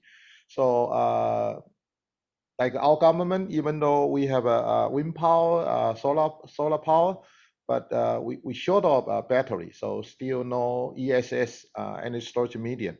So right now, I think a couple of big company already invest money, like you know, the Fastcom, Formosa. Another one is also big company already start to invest the cell manufacture, a large scale, like a gigawatts scale, to get this storage cell, and you can make a module and system. I think Indonesia has a lot of nickel mine, so maybe that's good for you develop this lithium battery, particular nickel rich right now, because a high nickel rich, you have high capacity. So I think it's a good chance to develop. You see, recently I saw some report, USA, big EV car company, they're going to build up 2025, have a 13 cell manufacture factory in USA. So mean in the future, transportation, renewable energy application, battery is a very important key. So for your country, you abundant natural resource. Also, you can develop your own technology. Also, you can develop and selling outside. I think it's a good for approach. This is my comment, but maybe not right. But I think, yeah, battery is maybe is like a very important component. You may have a chance to approach. I think you have a lot of abundant resource available. Yeah. All right, that's my answer. Maybe not right. Yeah. Yeah, thank you very much, Mr. Yeah, welcome. Yeah. So should I directly answer the question of Pak Dedi Irawan? Yeah, Okay. you may proceed. You shall proceed, Prof. Gozan. Okay, thank you. Thank you, Pak Irawan. If I'm not mistaken, you are asking about how safe is the B40, right? Yeah. Okay. We haven't done the test, the safety test of but if you mean that how safe is for the engine of the filter blocking, we have done the fuel blocking test. And what we found here, not the B14, but from the B10 to B20, B30, what we should be cautious is that when we would like to increase the content of biodiesel, so we have to set the standard of the monoglyceride content. So we cannot use the monoglyceride content standard for B10 or B20 to B30. So this is the fuel the blocking filter blocking could be faster if we use the same standard. So if we would like to have B40 as you recommend, then we should also reduce the content, the standard of the monoglyceride content. So it means that we should set up the regulation for this monoglyceride content based on what we have modeled. So this is one of the approach. So otherwise, we will have much shorter filter blocking, and also the clogging, and also the build up in the tank of what do you call it, the biodiesel tank reservoir. That is what I can say so far for this B40 or even for B50. Thank you. I hope this answers your question. Yeah, thank you very much, Prof. Nisri Gozan. Yeah, thank you to Mr. Dedi Irawan for the 2 questions for both of our keynote speakers. I'm sure there are more questions from the audience. You may raise your hand and I will call upon your name for the questions. Or for those people who don't want to be visible on screen, you may write the question in the chat. Then I will try to read the questions for the speakers. So while waiting, I would like to ask a question to Professor Young on the status of the nickel cobalt, I think it's nickel cobalt NCA alumina cathode materials in Taiwan in comparison to the global development. All right. So actually, Taiwan didn't have this raw material, manufacture this raw material. Majority need a precursor. I think you know that 70% lithium battery produced from China. So, but we are aware this situation not balanced. So right now we try to. I think we have a cathode material like lithium iron phosphate. It's LP. Available in Taiwan. We have 2 big company. They produce this LP. I think this material more suitable on the ESS, energy storage medium, and NCA Tesla using, and NCM maybe China majority company, big company, EV car, BYD, Syiah, they produce a lot. So actually we don't have, but that's a good for high density cathode material for EV car. So but the problem Taiwan didn't have a resource. So we had to purchase a nickel chemical and produce hydroxide and make an oxide end product. So those are processing. I think technology is mature, no problem. The problem is how to get the cheaper and high quality of the chemical. So that's my answer. Taiwan didn't have this planning. Also no chemical hydroxide available. Also oxide didn't have. So but we just do the research to NCA is a good material for EV car using, particular Tesla already proved this quite powerful. So yeah, we showed our natural resource, and I think big company going to think how to get it on that one. Maybe cooperate with Indonesia to get a nickel mine and chemical and precursor. Yeah. That's my answer. Thank you very much to Professor Yang. So it's Yeah. a very good insight on the Taiwanese development in comparison to the global usage of the lithium cathode materials. Yeah. And it's very interesting. Congratulations for the very good work that you have there and Thank share you. it with us today. And I do not see any raise of hands for any question or nor any question in the chat room. So I will proceed with the next question to Professor Gozan. It's a very good fundamental studies that you presented today on the prediction on the precipitate. I think the precipitate removal, yeah, or the sludge removal from the biodiesel tank by the B20 storage tank. So far from the fundamental studies, it's a very good indicator that the industries could use the prediction to monitor the precipitate formation using various types of B20, 40, 30, or 50s, or even 100. So what is your future insight about this finding? Yeah, thank you, Dr. Amizon. This finding is very useful for, as you said, for prediction, and it means also that the regulations should also be modified. So in the world, there has been a very big discussion about how to ban this biodiesel from Indonesia and Malaysia. So I think with these results, we could say the culprit is not the biodiesel itself. The culprit is in the monoglycerides. So we have to be more cautious about the monoglyceride. So if we, both Malaysia and Indonesia, share the same what do you call it, the same situation here, so I think we should discuss this with our government.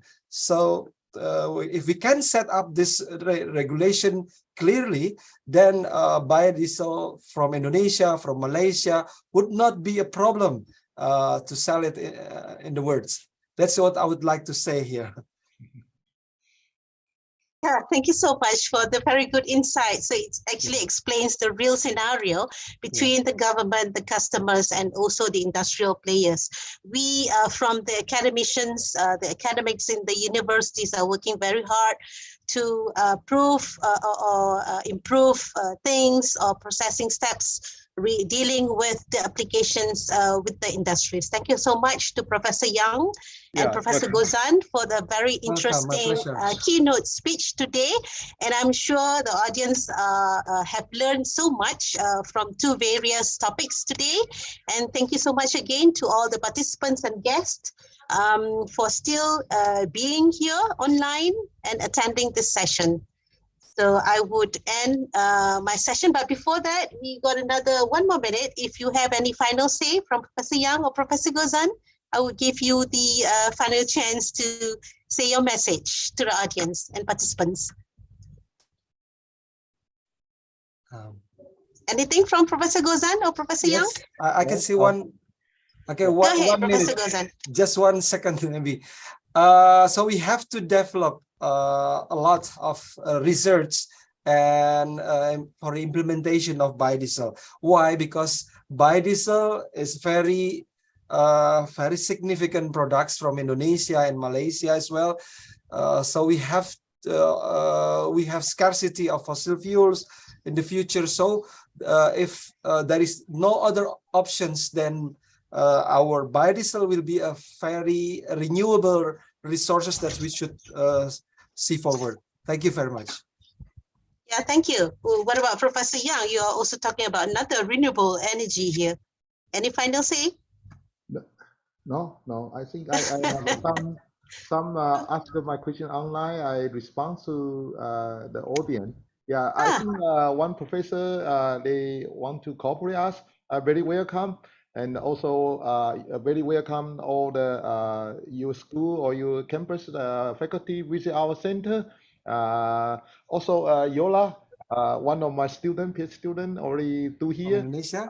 do very well. So I think it's a good study. Yeah, I think we like more your faculty to visit our center and more cooperation. We can study. That's my opinion. Yeah. Thank you, Professor Yang, for Yeah. that Thank you. nice invitation. Yeah. Thank you. See you. Yeah, thank you so much. So that ends for the keynote speaker speech session 1 today. It's really sharp at 11:40. Sorry, 12:40, 12:41, and I will go back to the Mace and Mr. MC for the next session. Yeah. Thank you. Thank you. Thank you. Have a nice day ahead. Hey, you too. Thank you, too. Yeah. Yeah, thank you. Bye. Bye. Bye.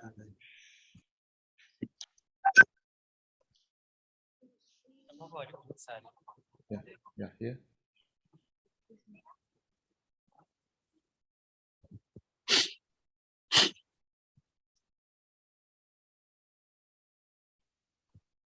Big thanks to the moderator, the first moderator, Mrs. Dr. Ing Amizan Azizan.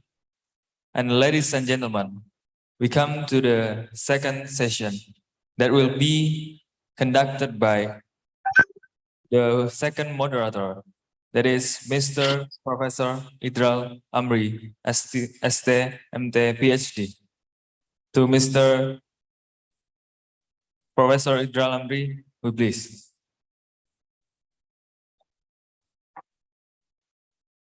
Okay, thank you. Running.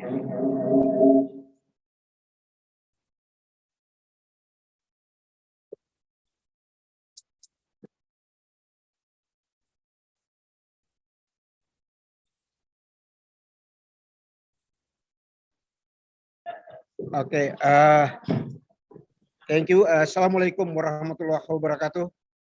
And very good morning to all participants. I'm very pleased to be a moderator for this session. As mentioned by the Master of Ceremony before, I would like to thanks for all participants. This for the third ICChEAS 2022.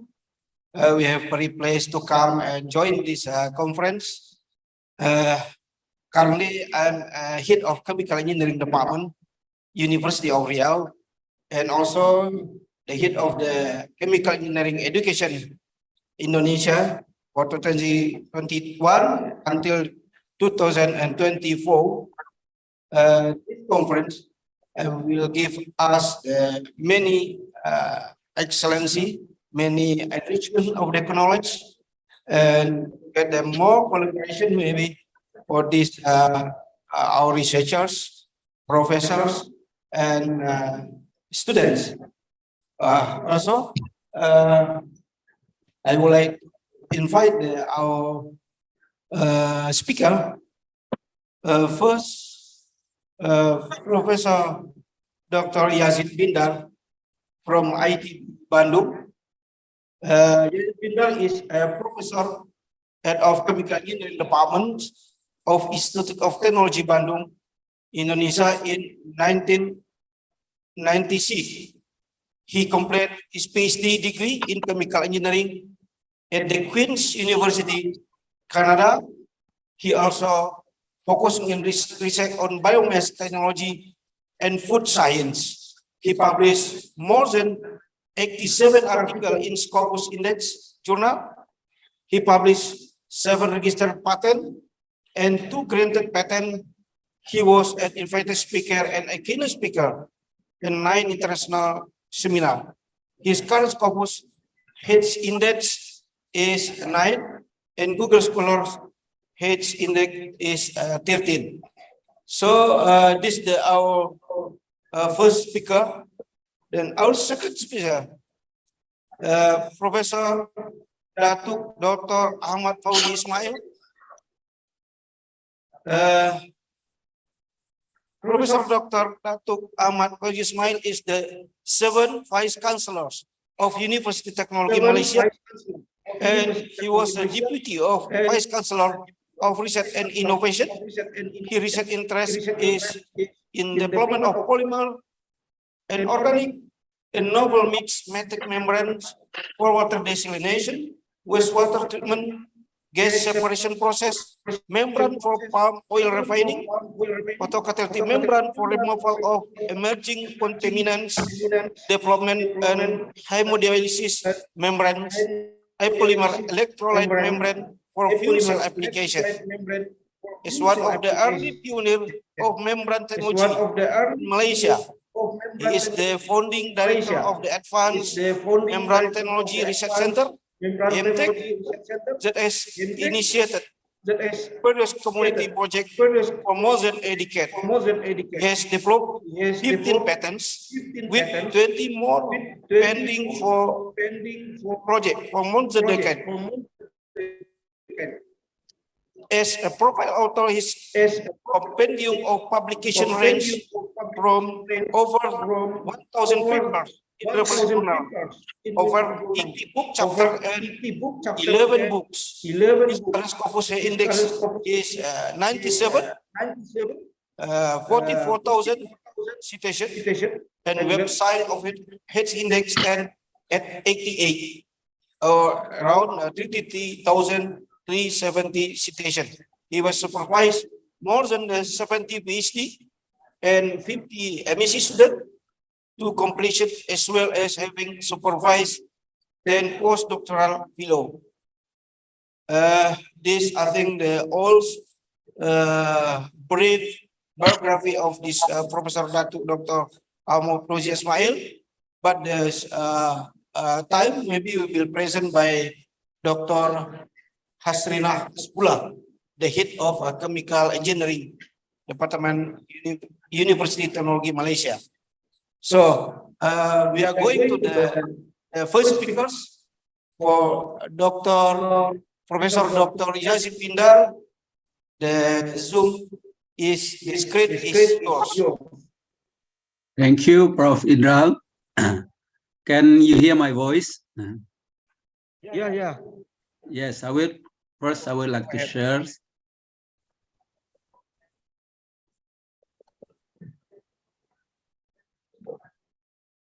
So my slide is appearing. Yeah. Okay, thank you very much. Assalamualaikum warahmatullahi wabarakatuh. I could say good morning, still good morning for every one of you in this conference. I would like to say thank to organizing committee, steering committee for inviting me to give a speech about what we have done in our work. So my topic today is biomass pyrolysis as a hub for sustainable chemical production. So this work were conducted by my student, and one of them has finished, Dr. Pandit Darnowo, and the other one, Steven, is still undergoing for his PhD. And for this topic, I would like to share with you or to invite for the collaboration work in the future. There is some things concern about the futures, about the chemical production itself. Before, I would like to share with you the data that we have today about the chemical production based on the raw material from the fossil fuels. So we are at the generation today feel happy about what chemicals being supplied to us to increase our life quality. But imagine in the future, the chemicals that we use today might be very expensive, might be unavailable. What life for the futures? So this foundation, I would like to share with you as a chemical engineer, knows about the fossil fuel. So this, I use all the data about the reserve, oil reserve, gas reserve, coal reserve. If we could predict when the reserve is finished, when this reserve is finished, what does it affect to the chemicals production? Let I share with you the first thing about the oil. I use the data from what proven oil reserve being left, and we use also how the oil is consumed and how the economic is pumped, and then we can calculate with time how much the oil reserve being left. This is the data about that one. If the consume style profile is still as the present time, most of them is combusted in for transportation. So in 2060, there is no left about the fuel. What does this affect to the chemical production? We can share later on. It is one natural gas. The same thing in natural gas. These are the reserve, TCF. Then the way of the consumption might be different time to time, but when we use the same consumption profile, then 2060, the natural gas reserve is gone. So some people still thinking that this will be available. Some people will just stick on their perspective, saying, oh, we can have another one in the future. But as a chemical engineering, we know that natural gas, oil, are just created one time, no more produced in a reservoir. So that's the use of this reserve have been started since 1890, something like that, and now the reserve might be founded, might be used. Then until now, the diminishing profile has been proven by many researchers. So we can say that 2070, goodbye.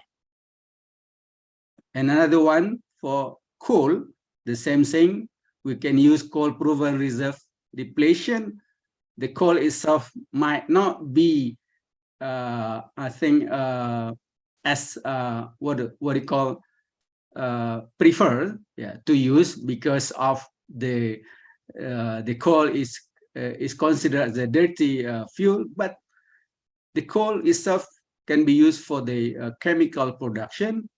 But in here we can predict 2160, the coal proven reserve depletion diminish. So what are the messages that sent to us about chemical engineering, how to produce chemicals? We know that all chemicals come from fossil, all chemicals.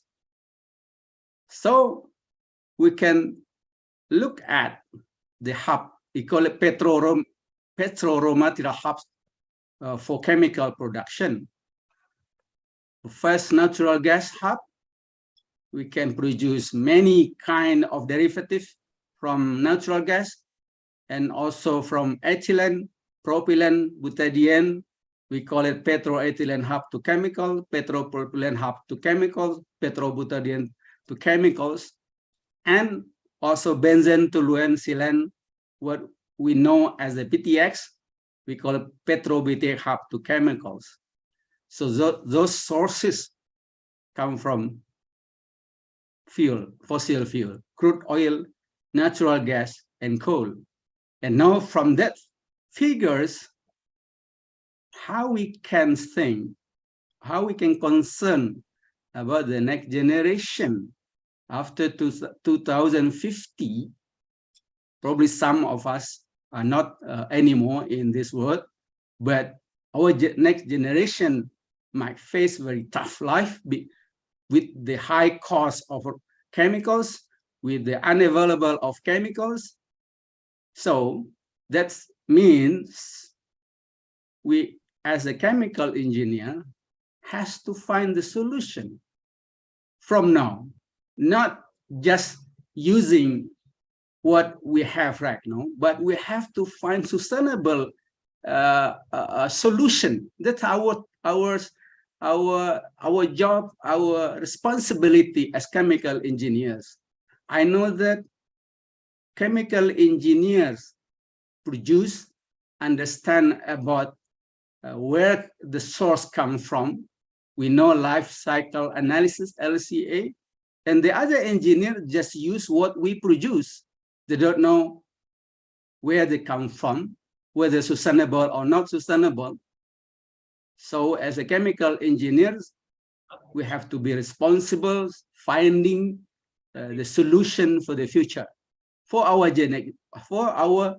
next generation. So if we cross no natural gas, no ethane, propane, butane, no naphtha, can we say the solution comes from biomass? If we can do biomass primary conversion, then we have biogas, then we convert to bioethanol, biopropanol, to biocrude oil, then the hub itself, methanol, ethylene, become biomethanol, bioethylene, biopropylene, biobutadiene, bio-BTX. So the hub, that the knowledge of producing any chemical from biomethanol, probably similar to the methanol from fossil. Bioethylene is similar to ethylene from fossil. So this is the route or the hub we can introduce for the next solution.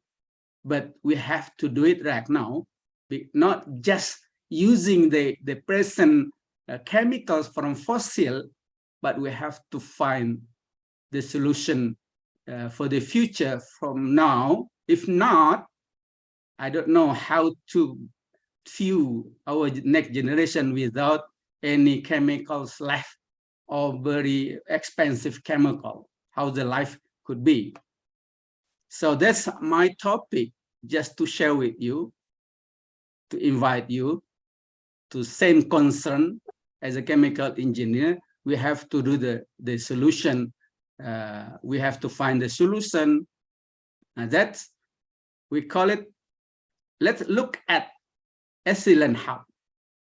All the chemical derivatives come from ethylene. Many, this boosts the chemical industries based on the ethylene. We call it ethylene hub. And this one, propylene hub, all chemicals, produced from this route. So any chemical we use today that's come from propylene, you can look at how very many chemicals can be produced from propylene hub. This one, benzene, toluene, and silane, the same thing. Yeah, the same thing. All the these chemicals, raw material, what we use today come from the fossil fuel.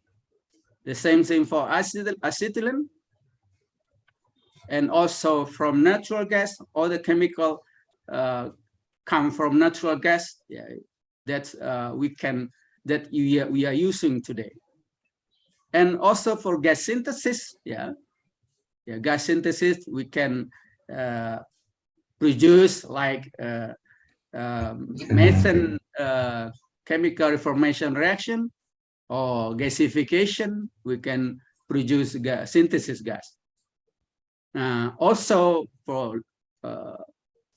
from the supply and demand for chemical products in the world or Indonesia, we can look at how the chemicals are used, and we should think how to replace. Well, even though the quantity, the quality are much lower, economical concern, this might be the problem to develop. So, but we have to develop biochemical product from renewable resources. Yeah. Okay, we can look at many biomass available, especially in Indonesia, many variation. Yeah, this that's mean we have palm biomass, we have rice biomass, we have corn biomass, we have bagasse biomass, we have any other biomass, grass biomass. So what can we do with the biomass? There are 4 concepts of converting biomass to as we call as the primary conversion. Yeah, by combustion, by pyrolysis, by gasification, or by anaerobic digestion. Yeah, or probably enzymatic conversion also. But in here, I would like to share with you, focus on the pyrolysis conversion. Here,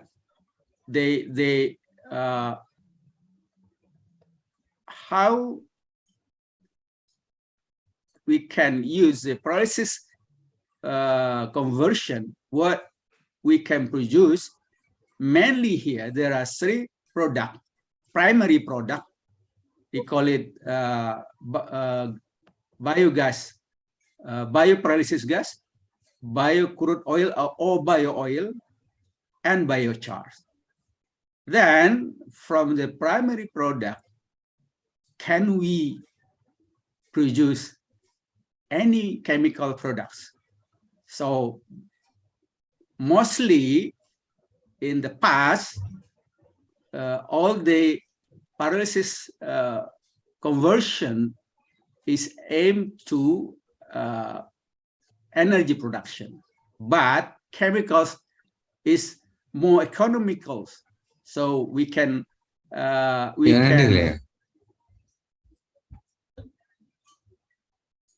Masih?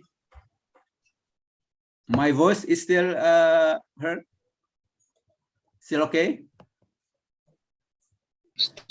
Still okay, Prof. Okay. So there are the conversion involved here, extraction, fractionation, upgrading to chemical, and technology involved here, organic solvent, water, supercritical fluid, distillation, absorption, and upgrading involved here, hydrotreating, deoxygenation, catalytic cracking, esterification, and for energy, you can use a combustion or gasification. One problem about the bio-crude oil to continue with the next processing is unknown chemical components. The type of chemical components are unknown. They have many chemical components inside in bio-crude oil. So we have to form the data about the chemical component, about the phases, the composition, of the produced bio-crude oil for each biomass and set of pyrolysis operation condition. And this database has to be formed. Now we work on this in this one first, how to produce the bio-crude oil and to identify all the components, to measure all the composition, and to form any modeling prediction for the components based on the experimental measurement, and the composition can be predicted by developing the models. Yeah.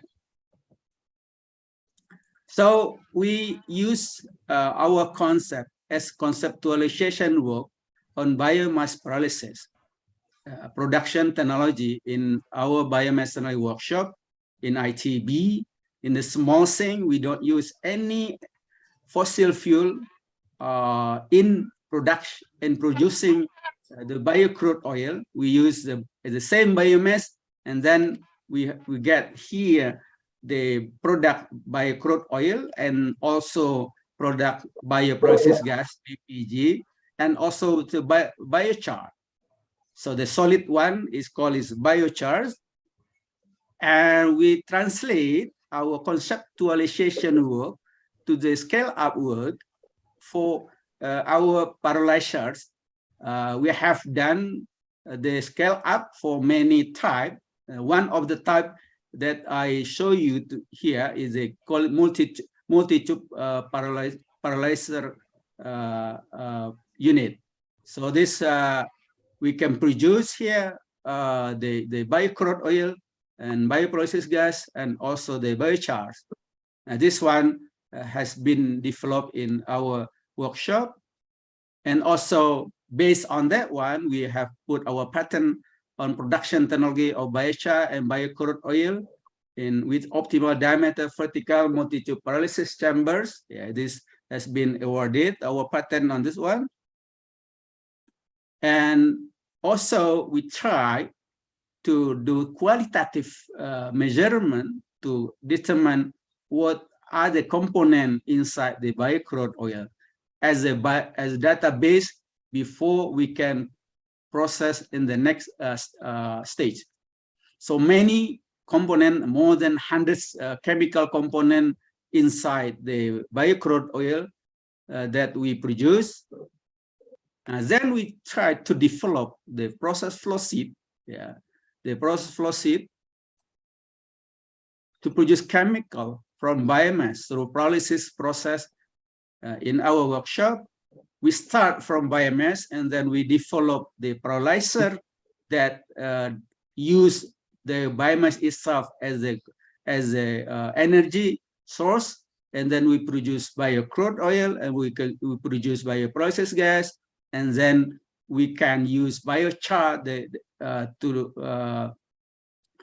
as a process gasification to produce synthesis gas, and then we can fill the hub synthesis gas to produce the chemical. And from biocrude oil, then we do the dewatering BCO, because in this biocrude oil, the water content is very higher, and then we dewatered through the evaporation process, and then also we separate the product, the oil product. We can get acetic acid, we can get phenol, and then we can use these two chemical components like production, paracetamol production, and then we also can separate whether using distillation or extraction for the dewaterized biocrude oil to become heavy hydroxycarbon. So then the name will be different. Usually we have in the oil fossil fuel mainly as hydrocarbon, but in the biomass, in the biocrude oil, but the content mainly based on hydrogen, oxygen, and carbon. We call it as hydroxycarbon. Then we try to take the oxygen out of the product. Then we call it deoxygenation, deoxygenation 1. Then we can get biohydrocarbon and 1 and 2. So this development need time, need resources, need people to do this one. Our focus at this time in development pyrolyzer and also dewaterization of the crude oil they produce. The next one, maybe we can share maybe you are interested in collaboration in doing for developing until the product can be formulated at the whole process. Yeah. So challenges, many challenges in biocrude oil extraction, fractionation, whether we can use organic solvent. This one a topic that we can resolve together. You can take it as a topic for the future research. And also here challenges in biocrude oil distillation. Yeah, we probably the knowledge that are available in the crude oil distillation we may use or we may improve. So that's one the challenge inside the biocrude oil distillation. And also because of the difference between the boiling point between component is very small, you might be interested to use molecular distillation. That's another challenge. Yeah, you may do in your research in the future, how to separate the components inside the biocrude oil. So we try quantitative analysis, chemical component. It might be the interest of researcher in chemistry or in others about how to do analysis quantitative inside the biocrude oil. We group it like major carbohydrate, minor carbohydrate, phenol group, aromatic, waters. So we will know exactly what are produced by biomass pyrolysis for the chemical component that we need to know before it is processed for the next stage. Okay, mainly we can classify major carbohydrate about 8%, aromatic about 7%, phenol about 5%, minor carbohydrate about 3%. So the rest is water. So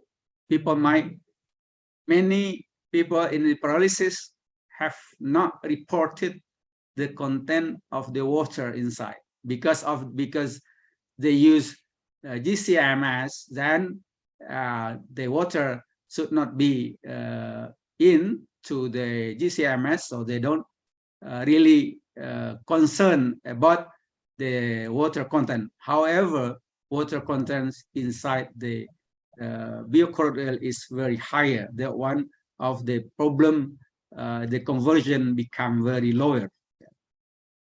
So these are the major components inside inside the biocrude oil, chemical component. Very many chemical components in the biocrude oil we have to identify, we have to quantify, yeah, about the composition. Then we try to develop, yeah, the prediction about the chemical component is in the produced biocrude oil, yeah, using the new approach. Yeah, then we can database. We can have the biomass pyrolysis database for every biomass that available in Indonesia. That require many work. If anyone is interested doing this, okay, we can collaborate. Yeah. So the problem about the biomass is the chemicals structures is very, very complex. We try to form any quantitative parameter to classify the biomass itself. Then we try to formulate the new number. We call it biomass number. We call it NCT. It is a very unique number. Is formed by ratio of the carbon contents to hydrogen content the time carbon content to oxygen content, this number become unique for every biomass. So this one, our NCT, this offered to us how to develop the model to identify or to predict the composition of the pyrolysis product for every chemical component that is released. Okay, the reaction, the pyrolysis reaction, yeah, many challenges inside the reaction because the reactant is self-chain with temperatures. So below, we can say below 350 degrees C, water elimination, depolymerization, and so on, with the any step of temperature change, the reaction also changes. Yeah. Then we try to identify, to develop based on our objective to find or to predict the chemical component composition based on the product, not based on the reactant. So we adopt the conventional kinetic model based on the reactant. Then we use it for the product. We call it volatile state approach. Yeah. So this have been published in there are 3 of papers that we have published on that one. So we can modify the existing model from solid state to the volatile state, so that this help us to form the model to predict the component of the product. So I will not go in detail, but this one help us to develop the model to predict the chemical component composition. But for what chemicals are released, we measure based on the experiment. So that's what chemical kinetic using volatile state that we developed. That's the new one. So at the end, we form, okay, this one, the chemical component composition, we call it mass fraction in the product, YI is an equation. Then from the experiment, we can find, or we can formulate what are the every parameter involved for every chemical component and quantify. So this thing can be used to predict the composition of the chemical components that are released in the pyrolysis product. So this one, the results, this one we have also published this one. We have the data, we use that model, we fit that model, we can find any parameters involved, and then we can use for the prediction. For if we go to the next stage, then we know exactly the chemical component and the composition. Then we can progress to the next process. So this one, the results, we can predict all the chemical components that are produced in the pyrolysis. Then we can also predict the rate of production for every component. That's one, the strength of our model can predict the product, every component. But usually in the existing model based on those solid state, the product itself are not the concern. The concern for them just for the reactant.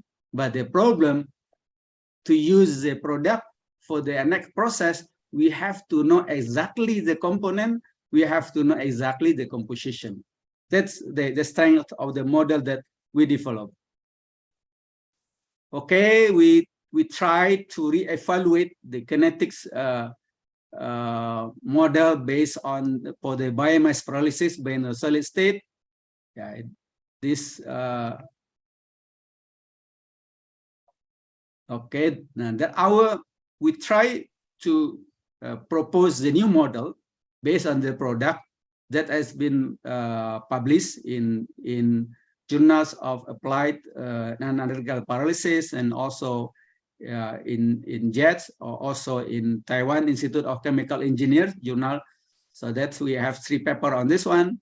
So we can use the data to establish for the database. That our purpose in the future, establish first all the database about the biomass pyrolysis for every biomass, for every set of operating condition. So then we try also here modeling. Yeah, tried modeling process for biomass pyrolysis. Yeah, this is our work about the modeling in our pyrolyzer. Yeah. Okay, based on the heat and mass transfers, we can predict about the the mass loss, the temperatures, and also based on the size of our pyrolyzers. Yeah. Okay, we can also compare about simulation experimental result for temperature profile in our pyrolyzers. With that model, we can explore about our pyrolyzers, then that help us to design the future for the large scale of pyrolyzer using the concept that we develop in a small scale one. Yeah, this is effect of heating rate. We formulate the effect of heating rate on the mass formation of char, bio-crude oil, and biopyrolysis gas. So this one, our production unit, as a pilot scale, we can use all type of biomass, and then here we saw empty fruit bunch, rice straw, corn cob. Then we produce bio-crude oil, a product here in. Yeah, we can here produce around 100 liters per day for our pyrolyzers. Then the physical analysis of bio-crude is soft, water content is high, pH is very low, and density is heavier than dissolved oil, heavier than water itself. So then here we find that the water is produced during the pyrolysis process, not only come from the water, the initial moisture content, but also it is produced by depolymerization reaction by thermal pyrolysis. That means the H bond might be broken and OH bond must be broken, and then they come together and to form water. So we try to dewaterize bio-crude oil product. Yeah, bio-crude oil, we filtrate, evaporation. We have 2 products separated, condensate and dewaterized bio-crude oil. In this one, we use lab scale rotary evaporators. We measure the water content using Fisher titrator. So this one, our feed bio-crude oil around 80% water. We have condensate, and then we have dewatered BCO, bio-crude oil. This one become the raw material to be processed for the next one to produce any chemical. So these challenges here are very, very tough. How to process this one is equally hydroxycarbon, not hydrocarbon. Oxygen is still higher. So this one, the challenges inside, we can find the way how to process to find to produce any chemical that we design to produce.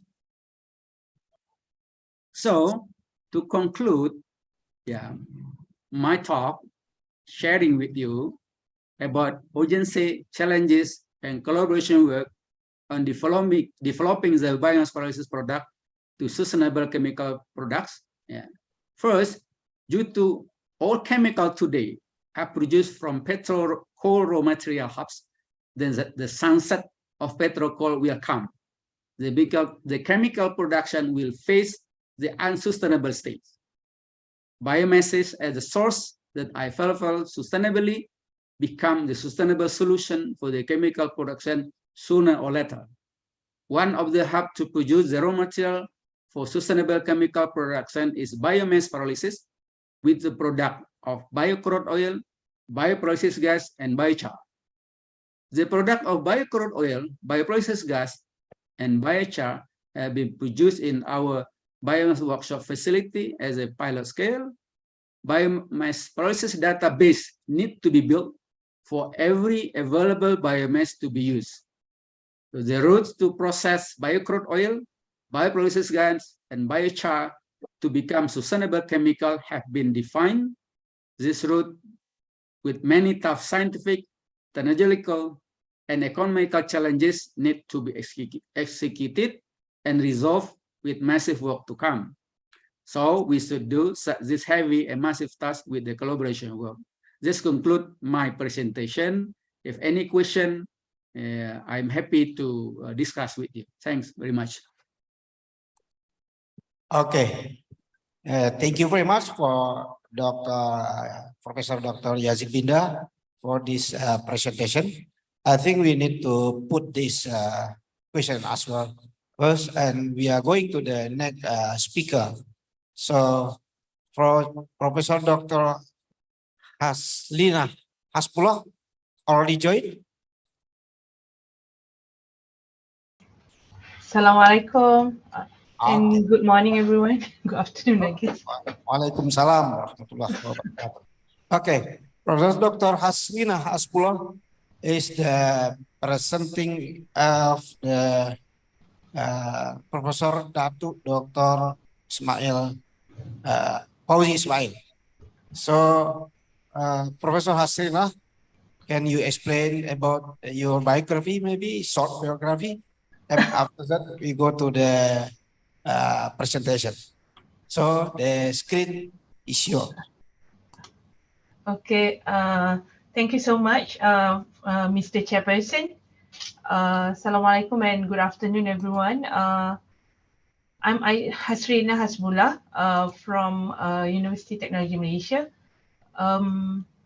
It was come to a surprise, I think, because our Professor Fauzi, which is supposed to be our keynote today, he's actually our Vice Chancellor of the university. So sometimes his schedule can be quite tight, but at the same time, let me just introduce myself. I'm also a member of Advanced Membrane Technology Research Center, where Prof. Fauzi used to be our director, and he's still a member now. And at the same time, I'm currently the Director of Energy Engineering Department in Faculty of Chemical and Energy Engineering since 2017. So we have some changes in the university. Prior, we are faculties and we are being merged. All the engineering faculty were merged into one faculty. It becomes school. But recently, on the 1st of October, it was upgraded again with some restructuring. So we become the Faculty of Chemical and Energy Engineering, and I'm currently heading the Department for Energy. And in my department, we actually have two major programs, especially undergraduate programs. One is chemical with specialization in gas engineering, and another one is nuclear engineering. So maybe if any expert in the area that related to energy later on, we can always have a chat or a collaboration or student exchange, that sorts of thing as well. So currently, I'm actually part of a research that majorly is on membrane, and my grants at the moment as a member of the research could actually go beyond 8 million ringgit Malaysia in total, but I actually lead about 12 of it. And previously, I also gained some grants from the Japan JICA research grant, and we managed to bring under Sakura program. So we brought about 15 of our students to Japan. So I was leading that project as well. And at the same time, my research interest currently was more on, of course, because I'm part of the department, so our application is on gas engineering. But for your information, our center, MTech, is the national, is awarded national high institution center of excellence in Malaysia by our ministry, and our niche area is actually water security. So most of our project now and application is towards water treatment, wastewater treatment. At the same time, I'm also part of the team that are currently developing homegrown membrane for hemodialysis process. That one at a early stage of our work.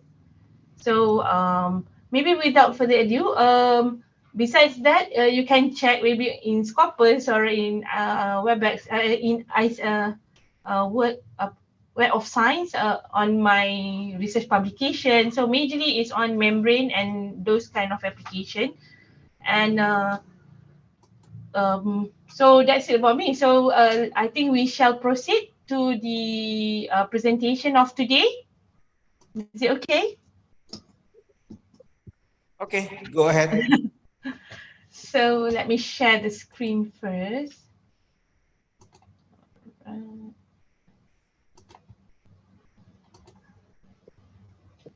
Okay. When we prepare the presentation for today, our focus is on what actually going on. Basically, focus on what is going on in terms of research in MTech, right? But at the same time, we also select on the selected project, we're more on membrane technologies for sustainable future, in line with what the conference is about and the theme of the conference, right? So to change people's mind is a very difficult thing. Membrane have been, we've been trying to promote. I think everybody, all membranologists all over the world, trying to promote membrane application. However, sometimes to change people's mind can be quite challenging.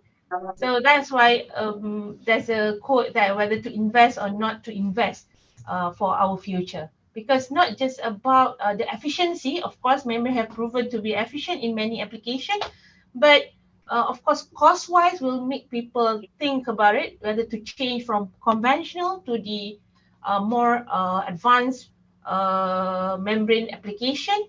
However, we also have to think about the sustainability and environment issues that related to this application, right? So I'm going to show you what how membrane fit in really very well in this situation. I think everybody knows about SDG or Sustainable Development Goals that been set by the United Nations. So generally what we do here, especially in MTech or in research generally, we are focusing, I think, on these 4 major goals, right? And the first one is good health and well-being, because when we talk about water, we can't live without water. It's really, really important. And at the same time, clean water is necessary for our health. We can't live without drinking water in one day, right? So generally, water also important in terms of cleaning, all right? So it also related to the goal number 6, which is clean water and sanitation. because it's contributed also to the health and well-being. So these two goals actually very interrelated, and at the same time, membrane technology also are venturing into affordable and clean energy, right? So you see people are developing membrane for fuel cell application and even use membrane to other purification process like hydrogen purification, right? And all of this actually cannot happen if it's just one person doing. We've been doing research for quite some times now. That's why goal number 17 that lead us to partnership for the goals. So in order to achieve all of this, we actually have a very substantial collaboration, whether with our ministry, with of course the government sectors, as well as the private sectors and other academic institutions, internal and external. And all this hope and aspiration will come together, and in the end it actually lead to a very good partnership for everyone. Okay, in terms of good health and well-being, basically membrane in general, especially in our field, we might be needed for, like I said, our research also goes for hemodialysis application. And at the same time, we are very concerned about what's going on in terms of water and wastewater that happen all around us. In Malaysia, I think in 2020, 2021, we was especially nearby the university, our university in Johor Bahru, we were alarmed by one case in one of our river nearby that have a sudden ammonia disbursement. The smells was going all over the area, which caused some health problem. And when it was investigated, you can see that how people treat their wastewater.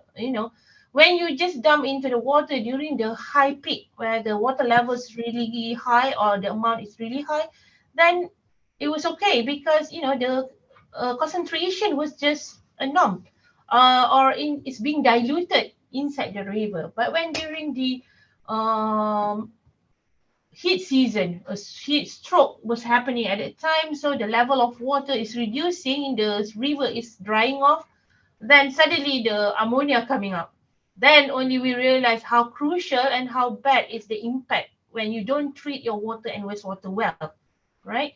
And not only just the water supply issues, but the people around actually suffer from breathing issues and everything. So it become, that one incident makes everybody alert about how important to treat your wastewater more crucially. Because previously maybe the enforcement was not that strong. And at the same time, water that become our supply also may born bacteria, viruses, if the water is not treated well. And I think the most up and coming now, which is the emerging contaminants, especially EDC, like endocrine disrupting chemicals, it become a big issues nowadays. If you see EDC in general, the amount in the sea, the river, was really, really small, really, really minor. However, the impact of EDC is huge. People have been doing research how it impacts even the normal behavior of human. So now our research also started to go towards the area. And besides that, we have other hazardous compound, chemicals, heavy metals and all. If we don't treat your water well, and all this will lead to your health and well-being level. All right. And of course, membrane is one of the things that actually our core business here or our core research here, and the advancement is vast now. It can be applied in many applications, and one thing about membrane, it can have a different type. You call it you can call it a flat shape, a really simple method to prepare. You can have like a one piece of A4 paper just to separate this water or even vapor or gas. And you can also have a noodle type where it's actually a whole load of fibers where your noodles have a hole in between actually. and those also be able. And when you talk about noodles, in fact, the membrane we were producing for hollow fiber was so much smaller than the normal spaghetti or noodles that we see, probably smaller than angel hair pasta. Right? So when you think about how small it is, it makes things more easy for it to be module. You can, have thousands of pieces of that to separate your water or wastewater or even gas, right? And if you have to bigger places or bigger fit to supply, then you can up the modules, just add on kind of thing. That's why membrane become very flexible and favorable in terms of application. And other part, we can also use the membrane for membrane distillation and desalination in some areas where water source is very difficult, or even when you are actually on ship for a very long time, and military bases that are surrounded by sea. So membrane distillation works very well. Okay, and at the same time, we are also going into absorptive membrane, especially for the membrane like involving heavy metals or harmful materials. So once you capture that, and then it can be regenerated and reused again. And of course, the energy part, you will see membrane being applied and research been going on for quite some times now on the fuel cells and various applications. And to go and be applied to a more refined application and higher or a smaller pollutants or even bacteria and so, we are also venturing in nanotechnology. Membrane is so flexible, you can have it as it is, even as ultrafiltration or your reverse osmosis, but you can embed nanoparticles in it to enhance its properties, to make it better. And at the same time, you can also produce the noodles that I said just now into a nanofiber type. The hollow nanofibers or just nanofibers can be applied. And by manipulating the structure of the membrane, you can also have thin film composite membrane that use nanofiltration application, right? At the same time, membrane are now venturing into photocatalytic because some pollutant can be quite challenging. You cannot just separate by using sieving, right? Just a size sieving is not working very well, and of course, at the same time, membrane also it's a smart material, so you can manipulate to have a hydrophilic, hydrophobic, or omniphobic, however you want. But at the same time, there are some pollutant can be quite challenging, and that's why we are start introducing photocatalytic membrane.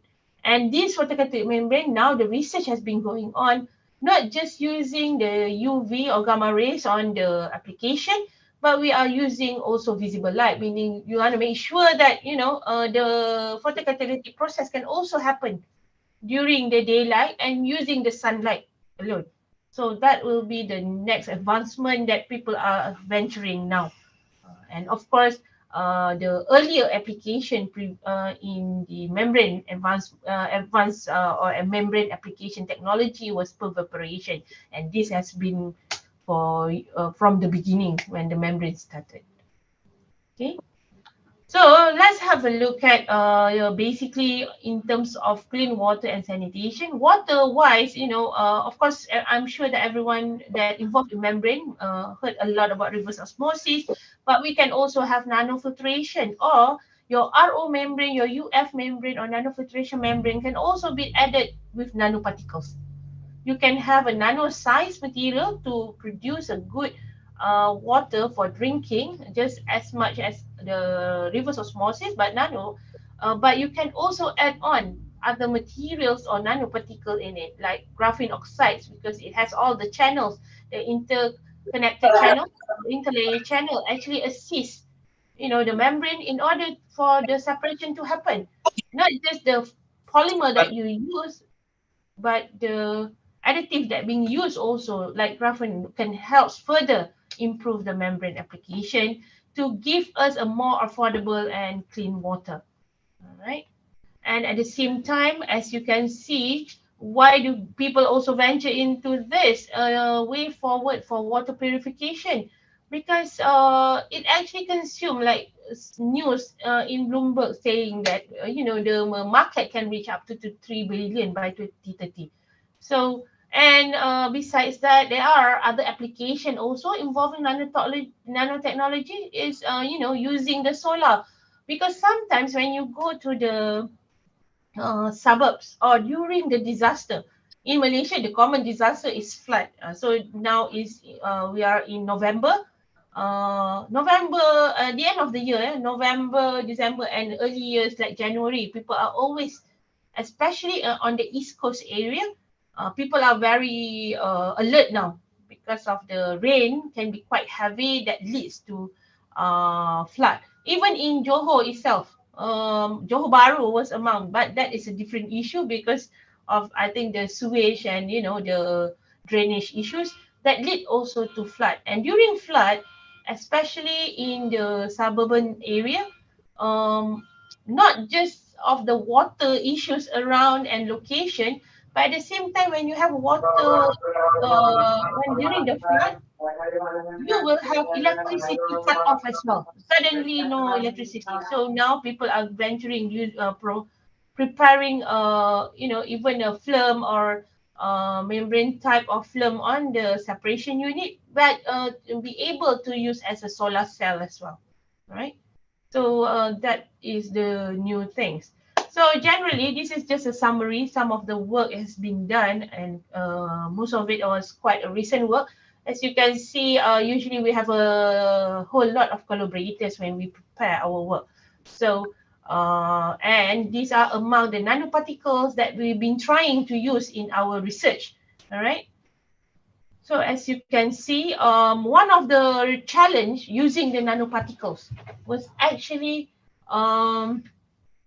to ensure that agglomeration never happen. Ideally, and everyone wants that.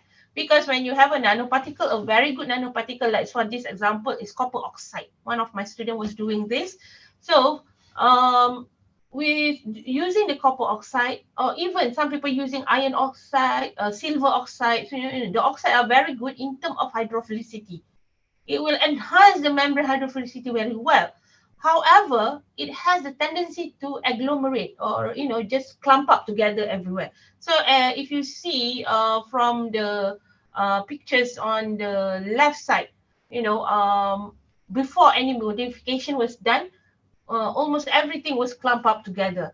But during the second picture, as you can see, the structure now becomes smaller. The nanoparticle becomes smaller because the rest was separated or it being dispersed well after the cysteine modified or cysteine encapsulation that actually create the charges and they repulse each other. So when you see the same pictures down here, let me see, hold on.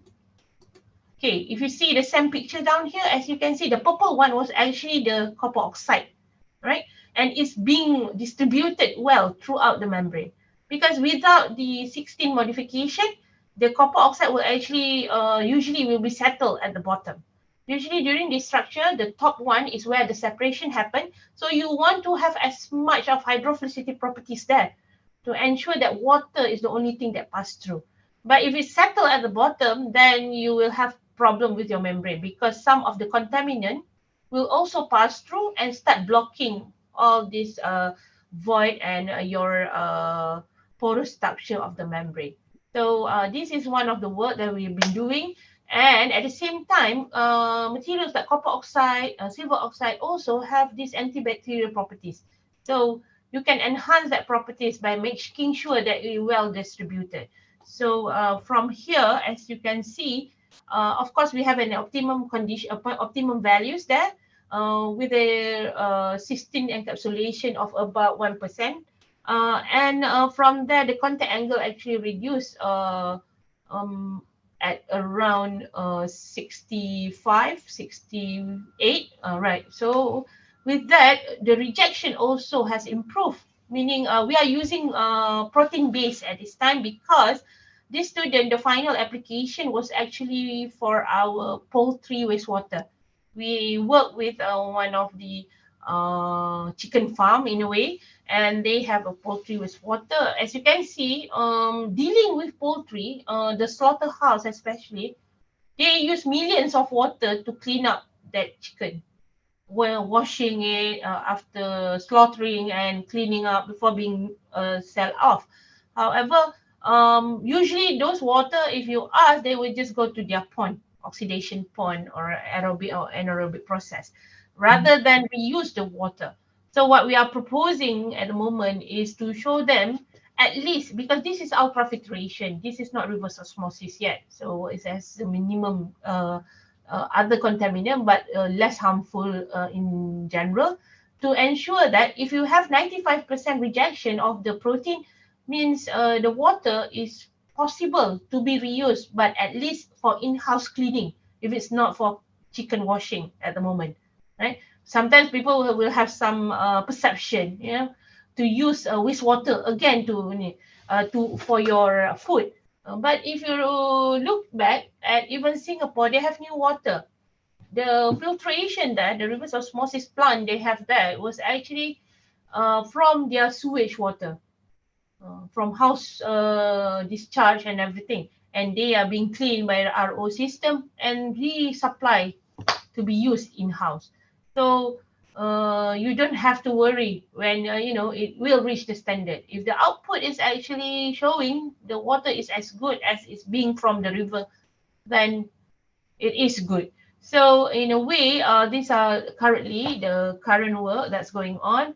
But at the same time, if you look on the right, we use TNT for with polyamide thin film composite, and it being incorporated to remove EDC. So this is up and coming work that we are looking at. But for the current part, they are targeting EDC. However, the work are still using currently using the bio-based or using BPA for the study, which is to represent the EDC. With the addition of the NT, it shows that the rejection reached up to 89%.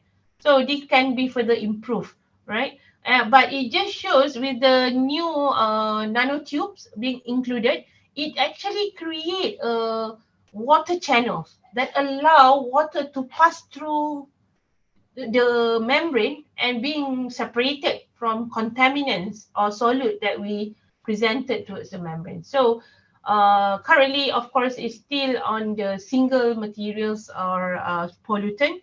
However, it just shows that how you can further improve this. And for this particular material, as you can see, the water contact angle actually drops to 27, meaning it shows that this is really highly hydrophilic materials and have a very good potential for actual application.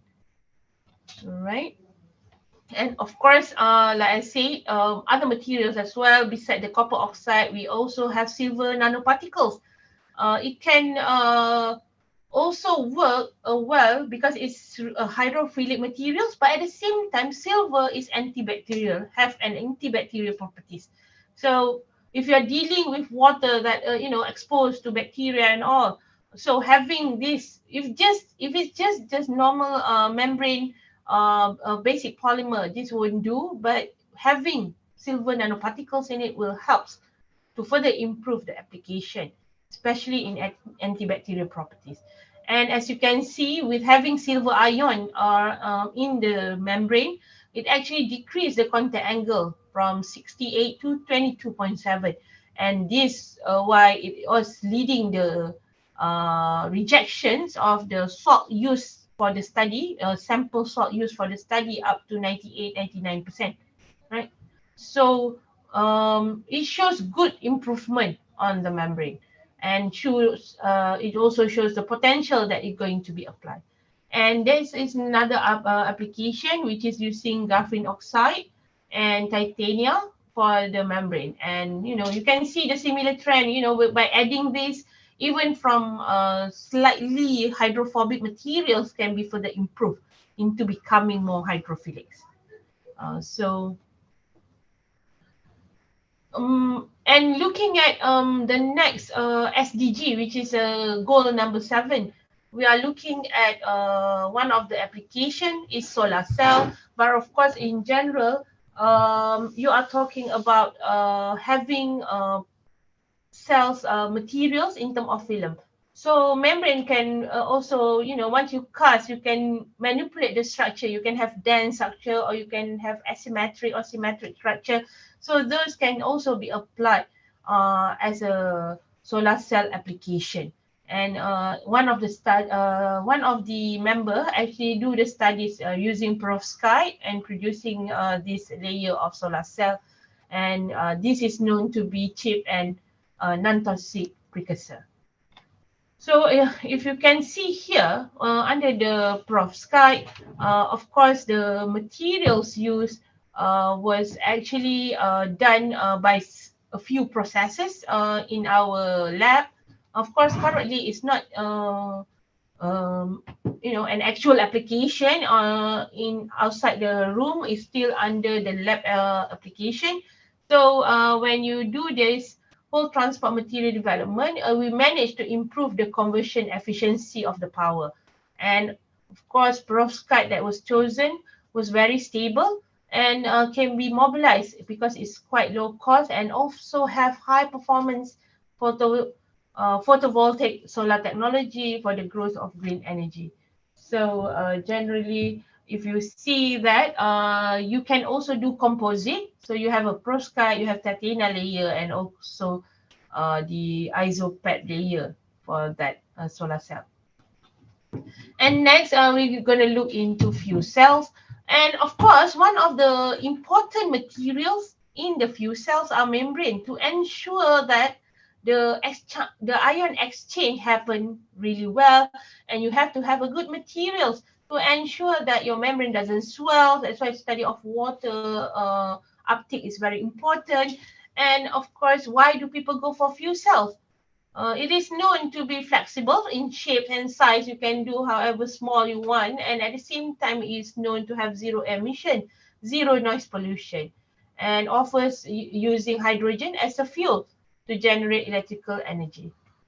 So if you see here, we have some work being done in our lab, whether to use speak or sulfonated polyether ketone, and then for direct methanol fuel cell application, or we also have the PEM, polyelectrolyte membrane, and as well as for other related. So if you can see here, by applying a composite, by proposing to have a composite PANI with GO and SPEAK membrane for fuel cell, as you can see, the membrane was altered significantly. You can see the changing in graph in terms of zeta potential, where the negative charge decreased up to 3.33 to show that incorporation of GO improved the PANI in terms of work. And also it has a relatively low contact angle of about 69.4 due to GO. Of course, it will reduce it a bit. That lead to a higher water uptake. But of course, at the same time, you want to make sure that your membrane can work more efficiently as well. And for the right side of the work was another similar studies, but this is the prior one with SPEAK and only graphene oxide. So as you can see, in the end, you want to see the comparison with the commercial that people are always see, which is Nafion, right? And Nafion have a very, very high water uptakes, and at the same time, so does our SPEAK and GO. All right, so you can see the comparison. However, the contact angle for SPEAK and GO is much lower than Nafion. So, and this actually lead to increment of proton conductivity from 1.9 to 0.9, to 1.9 from 0.9. So you can see the changes. The bottom part, it just shows on the casting of these materials. All right.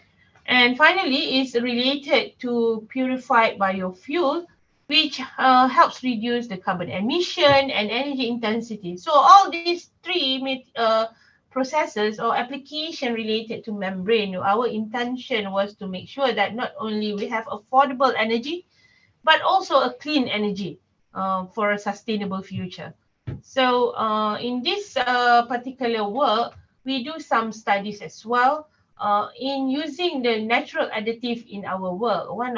Two of the example that I'm going to bring here is the bentonite and kaolin. So if you look at here, on the bentonite side, we actually produce using PVDF, which is known to be very hydrophobic. It's it's a very hydrophobic materials. But when you introduce bentonite can be is very hydrophilic as well. You know, most of our natural resources, if you realize, the organic materials can be quite hydrophilic, and that enhance the ability or the membrane hydrophilicity. So, and this application was used for pomade treatment. And from there, we find out that we managed to remove a 95% rate for the COD and TOS, the total organic solid. But at the same time, the permeate of the flux, of course, it will reduce a little bit up to 3.34 kg squared hours after 72 hours operation.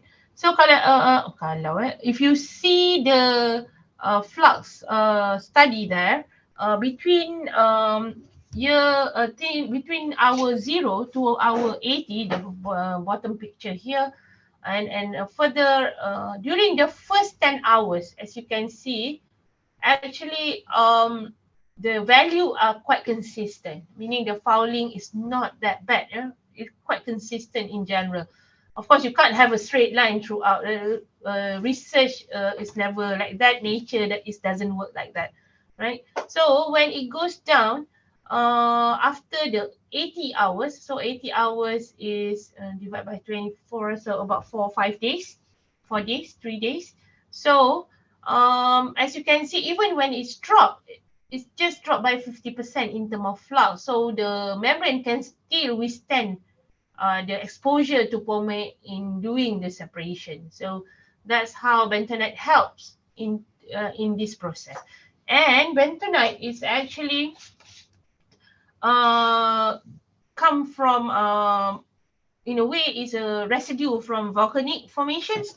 So we have those in Malaysia around Sabah, Tawau district, and it's a grey brownish appearance. So as you can see in this particular part, we are also able to use those materials that are actually a waste or used to being thrown out, right, and reused for the membrane. And at the same time, like on the right side, the bentonite are also included or incorporated into our hollow fiber membrane and for oil water separation. So as you can see, even in oil and gas industries, some of the waste oil, not waste oil, some of the oil that being drilled out and so on, it was mixed with water, and this is being discharged or removed prior to other application. Even the same for gas, you try to remove the water, but however, when you do the removing of water, you can't avoid having a certain amount of oil or gas actually mixed into the waste. So this will help us to actually recover rather than just, you know, throwing things like a barrel a day. It doesn't seem too much, but you know, but for oil and gas perception is quite high actually. But if you have to remove every day, it is the same amount and it being accumulated into our sea, into the river, but instead we can recover back the oils. It will be a good option for everyone. So we don't really waste so much. And, you know, we're having, since the membrane structure can be easily modified according to our needs, right? So you can have an asymmetric structure with sponge structure where you can easily separate the oil and water from the system. And from the look of this is an inorganic material. So 20% was used of bentonite. and it was sintered at 1000 degrees C, which lead to rejection or separation up to 97%. All right. And then, of course, we have another one, which is kaolin. It's another natural minerals that people can mine from. In Malaysia, they are located like everywhere, from Johor, Perak, Kelantan, Pahang, Selangor, and Sarawak. But one of our researchers were actually having collaboration with one of the mill mining place in Perak. So we got the resources from there and using kaolin and kaolinite in the study. All right. So basically, mullite of kaolinite, when you form into hollow fiber membrane, due to the ability for it to withstand the high temperature during the calcination, you can actually use it for membrane distillation. And it can achieve a long-term stability because you are using inorganic materials. So for such application, it will withstand the situation, the harsh condition. So even it used to be being discarded because this is clay last time, it was just being discarded. So we can use this to produce a good membrane that actually lead to rejection rate of 99% for high flux as well, water flux, which can last up to 4.3 hours. So this is the study been done up to 4 hours. However, it can, as you can see, if you see the graph bottom here, the rejection can be quite consistent. It's quite consistent throughout, which shows that the membrane have a very good ability to be used in actual bigger application. But at the same time, in terms of flux, of course, in the beginning, the flux dropped a little bit. Yeah, of course, this happened before it was stabilized. Then once it's stabilized, although you can see small fluctuation, but that is not a huge amount. It's just between 23 to 25. So it's actually quite consistent the first 4 hours. But I guess this is a preliminary study, so the student didn't go beyond that. But it shows that it can sustain its performance throughout. Even we are using things like bio-based materials or natural materials like kaolinite. And another work was done was on zirconia kaolin dual-layer hollow fiber membrane for industrial wastewater treatment plant. So, and by adding this also for this particular study, they managed to produce of water permeation rate of 400 meters squared per hour, which is quite high, and remove 95% of oily wastewater of the oil from the wastewater as well as dye, right? And this particular membrane was actually produced, and the co-sintered temperatures was 1200 degrees C. So, but bear in mind, using inorganic materials, especially the silica types and even clay type, is actually more applicable maybe in microfiltration and ultrafiltration, but you can't actually use for RO or nano because the size of the inorganic material is quite big. But usually people pair up them.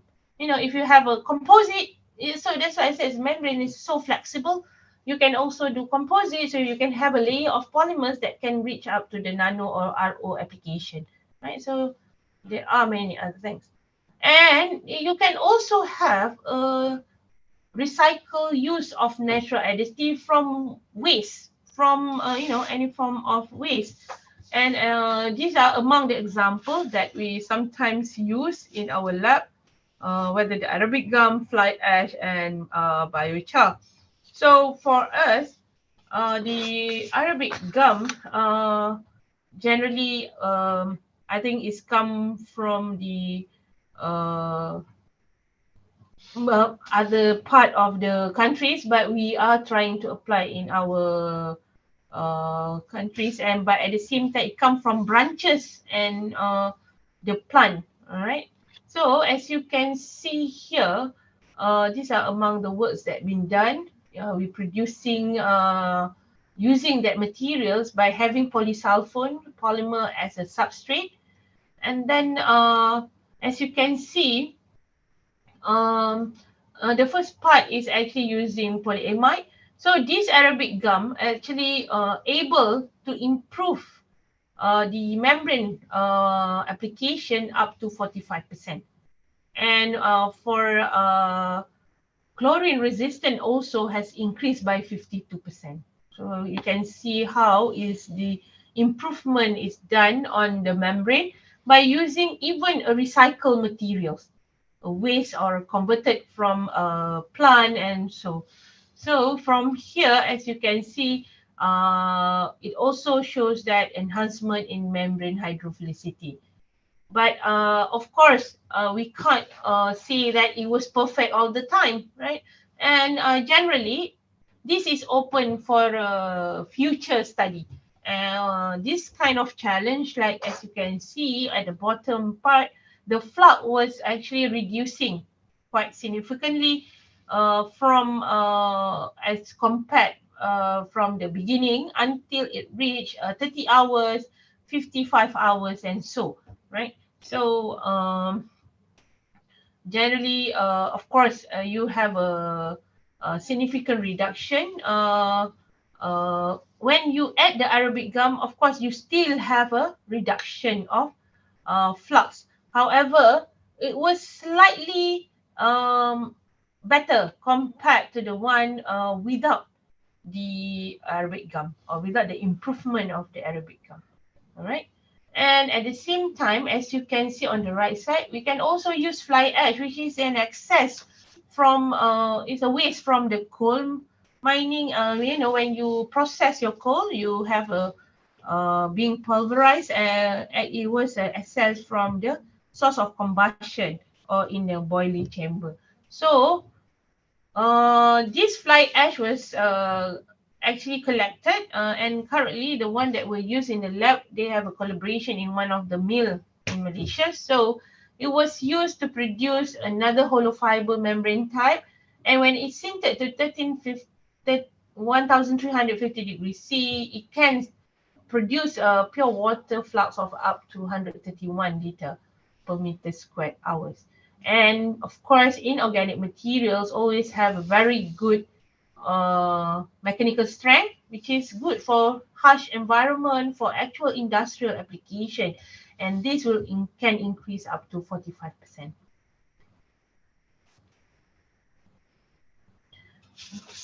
And another things that we can have a look at is biochar. Biochar can actually produce from various type of sources, right? And it can be used majorly nowadays that we are trying to do is actually use it as additive, as adsorbent inside our membrane for heavy metal removal. And of course, in some cases, you can also use it in dual layer absorptive membrane. You can create a different layer for the absorbent to occur.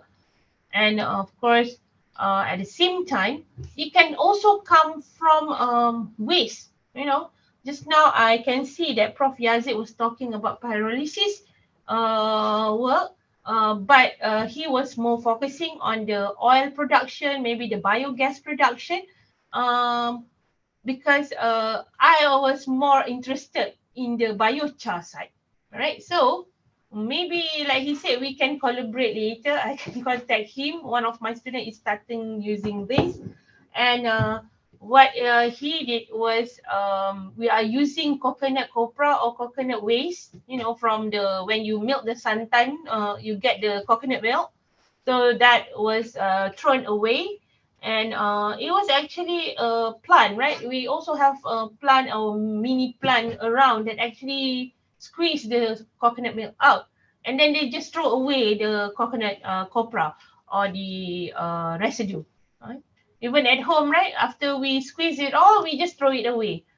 So that's what we do. We gather all those coconut copra all around us. Actually, my student went to some of the centralized mini plant that actually do that and gather those coconut copra. And if just now Prof. Yazid's interest was more on enhancing the production of his bio oil and or biogas, which is also a good source of materials for new and sustainable energy or fuels, right? But for my side, we are trying to optimize as much as possible to produce a high amount or high yield of our biochar. So, currently, the optimum condition that we found for our coconut copra was about 450 degrees C, and it's being activated with sodium hydroxide, right? And it has quite a high absorptions of chromium. Currently, we are doing the absorption, and we see that it can improve the absorption. The absorption is quite high, so we can remove up to 72.9 or 73% of the chromium from the wastewater. So the next task of it, because 73 is still good, but you want to improve further. Well, our intention next was actually to embed our biochar in our membrane. And that we hope that will increase further the chromium removal, but at the same time, we can have a clean water separation much better. If we just use absorbent inside our wastewater, we have to figure out on how to collect back the absorbent, reactivate, and also then we remove the clean water. But if you do absorptive membrane, you are actually simplify the process. You know, you still have the filter, and then the wastewater was being fed to the system. So the heavy metal can be removed at the same time through the absorbent, but the water, clean water, can pass through. So you can have a continuous process, very sustainable and very applicable, especially in industry for such application. All right. So I think that's partly on our research, but most importantly, when you have all these facilities, you have all this research and work, we want to see that where do we go next, right? And of course, from there we start developing and establishing partnerships, and this will lead to our goal number 17, right? So in Malaysia, like I said just now, one of the biggest disaster is always the flood, especially during the end of the year. So now we are start preparing for it. And also, at the same time, there are some places in our area that have a very a minimum or a very severe shortage of water, especially the remote areas, and this happening in a very long term. So I would like to share a little bit about what did our center do. At the same time, when this happened, we are also try as much as possible to contribute back to the community, of course with the helps of our ministry and our industrial partners. So these are among the activities that we've been doing for the past few years. As you can see, we started off with the community in Sabah in Borneo. So there are many secluded places there that actually have a very limited supply of clean water. And then we goes to desalination plant that we, this one is set up with a few academic institution around Malaysia and supported by our Ministry of Higher Education. And at the same time, throughout the years, we are always have also put on our system, because what we do is not just producing membrane in the lab and then we keep it in the drawer. We also involved in the designing of the system, because it depends on what kind of application. If you want to go to the remote area, we cannot bring like a huge big ton of truck to go through. So our membrane need to fit into that situation. Same goes if you are doing some of the CSR here. If you can see at 2019, just because 2019 was the last time we have our convocation until early this year, or late last year because of the pandemic. During that time, our water system are everywhere around UTM. And then most recently, actually we already put up a clean water system in schools all around Malaysia, which is about 53 schools. And at the same time, recently I went back to the one in Tioman Island. It's a beautiful island, but it's a bit secluded from other people. So we have a system there at their schools. And it so happened in the whole island, they only have one primary school, and I think 2 primary school, which is at the different end, and then 1 secondary school where all the students actually that live around the rest of the land, because Tioman Island is very protected. So there are not much of a road to go through around the island. You have to move with a water taxi or a boat to go around. So most of their students that live in different kampong, we call different villages, they have to stay in school in Teke. So that particular school, we put up a system because they have a hostel there. So the student was getting the water supply, the clean water supply from there. Just to highlight, this is one of the biggest project that we have at that time, 2018, when we set up the system. But it's still going on until now, and we are still doing the maintenance and all, because the ministry at that time was very supportive, and until now they are still supporting us to do the maintenance and to check on the water quality and so on. This is actually an area in our East Coast where they actually didn't have a good continuous supply of water for years, right? So as you can see, the first sentence, a 45 years wait is over. They will actually always have a disruptive supply of clean water. So what we did is we put up a system that can provide 500,000 liters of drinking water every day. And this is for the 3,300 people that live around the area. And Alhamdulillah, it's still going strong, but of course maintenance is needed because we are dealing with seawater to produce the clean water. And this is another one where one of the flood was happening. If anyone recognize, this is actually our current queen, the Malaysia queen. And this is happened in Pahang. Her husband, our king now, was actually come from this state of Pahang. He was actually from this state. So when we went there during the flood and brought the system, the water was actually coming from the river, the surrounded sources, because we don't have any pipe anymore. All the water pipe are disrupted. So that's the only way to get the water. And everybody was scared to drink the water at that time. But we are doing our best to prove. We show them when we do on-site testing of the water. And in the end, the queen herself drink the water, just to prove that anyone that is safe to drink from the output water from the system. So she is very supportive and, to be there. So finally, to show that part of the partnership that we achieve, we also goes all around the world with the institution.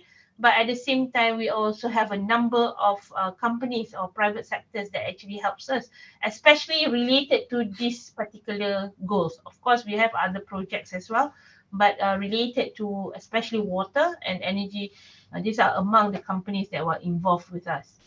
So I think that's it from me and from MTech and UTM. Thank you so much. So I give back to our chairperson. Okay, thank you, Dr. Asrina from UiTM, talking about this memorandum. So great information and opportunity to collaborate with one and others. And the first speaker, we are talking about the pyrolysis from Professor Yazid Bindar from ITB. So now, maybe because our time is limited, maybe we give the 3 questions maybe, for question and answer.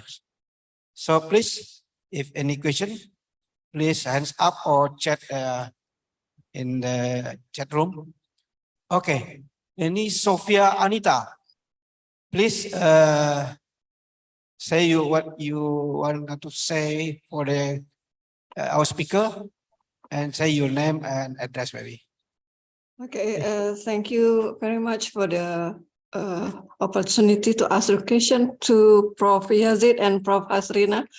Very interesting presentation for me.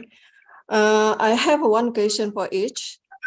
To Prof. Yazid, the biomass grows in different kind of soil. Is that any affect the percentage of bio-crude oil product? Then one question for Prof. Hasrina. From your presentation, the membrane can be used as adsorbent, and your project is used for water pollution. How about the air pollution, such as forest fire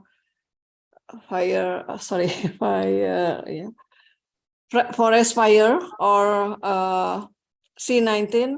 Is that can be used as a mask to protect the people? Thank you very much for the opportunities.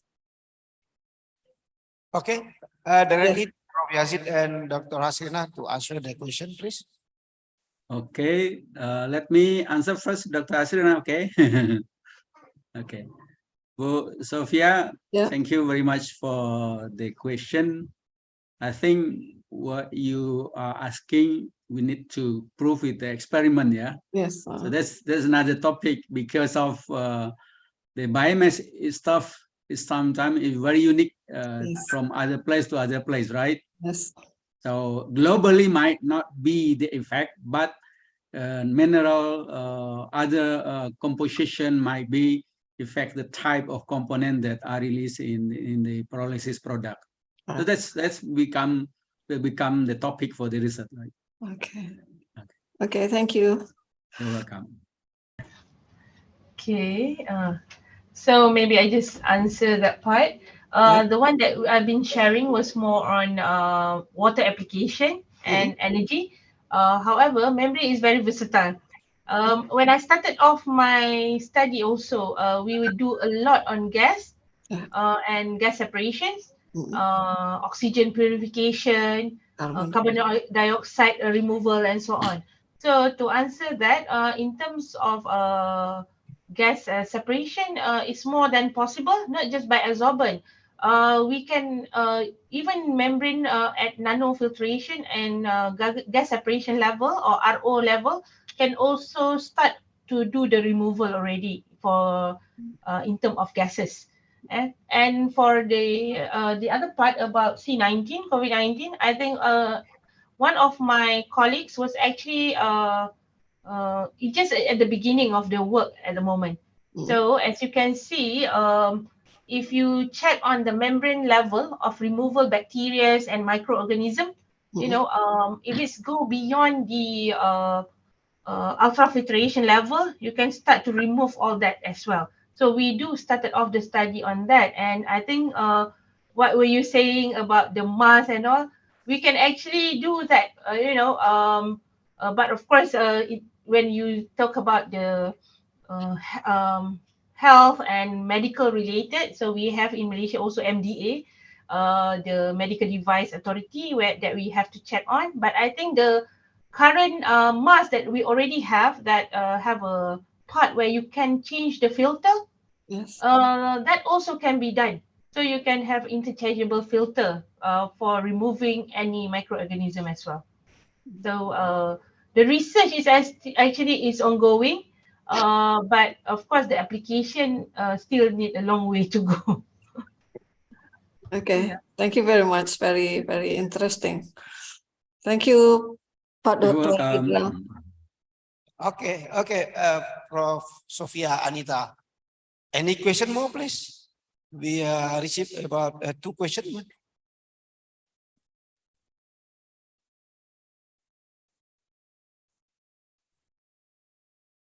No hands up and no chatting room.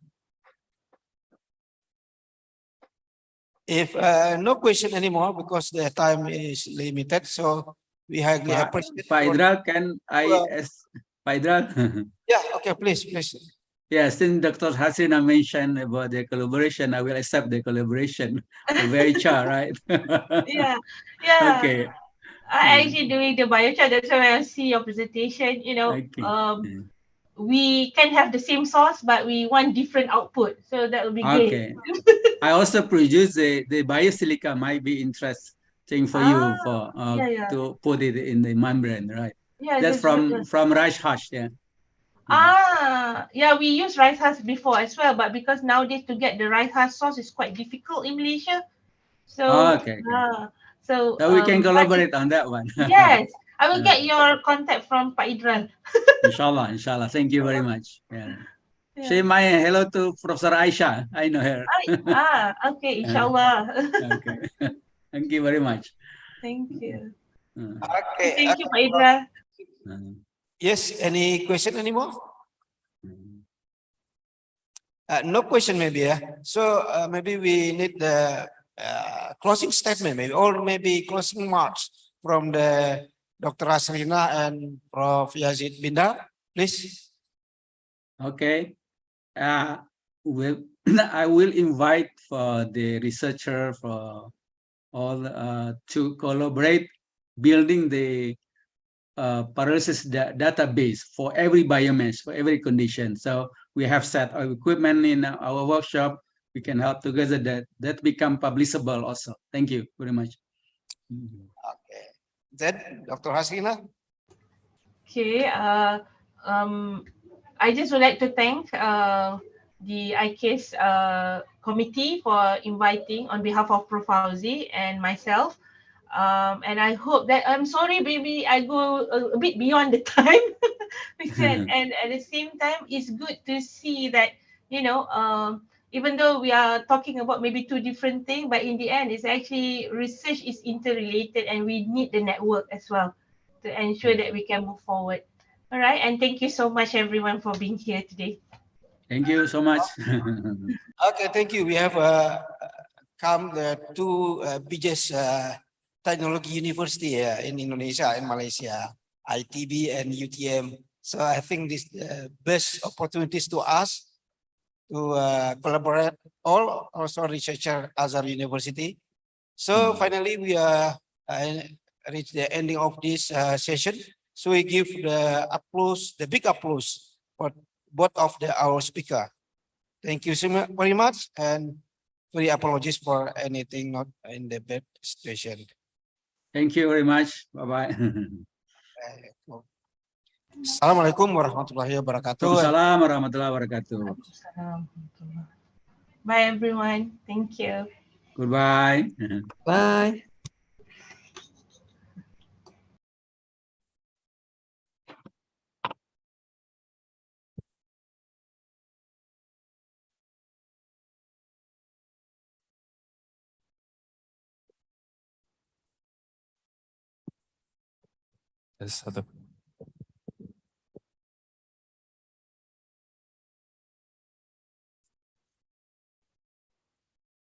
Ladies and gentlemen, the next session is hand over the certificate as the sign of honor to the first session.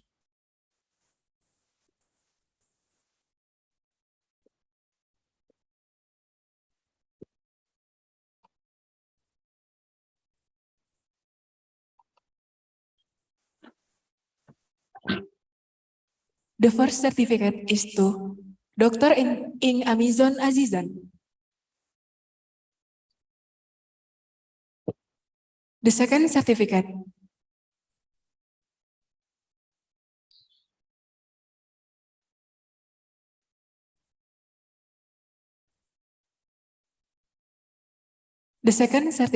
is to Professor Dr. Chun Chan Yang.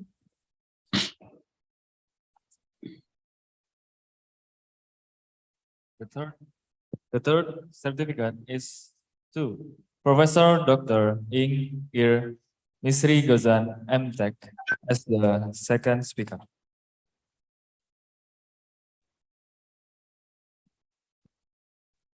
The next certificate is for Mr. Idral Amri, ST, MT, PhD, SMO. as the second moderator.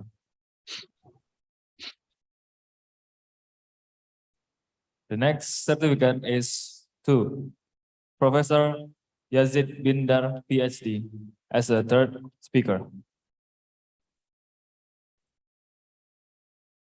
And the last certificate is to Dr. Hasrina Hasbullah as the fourth speaker.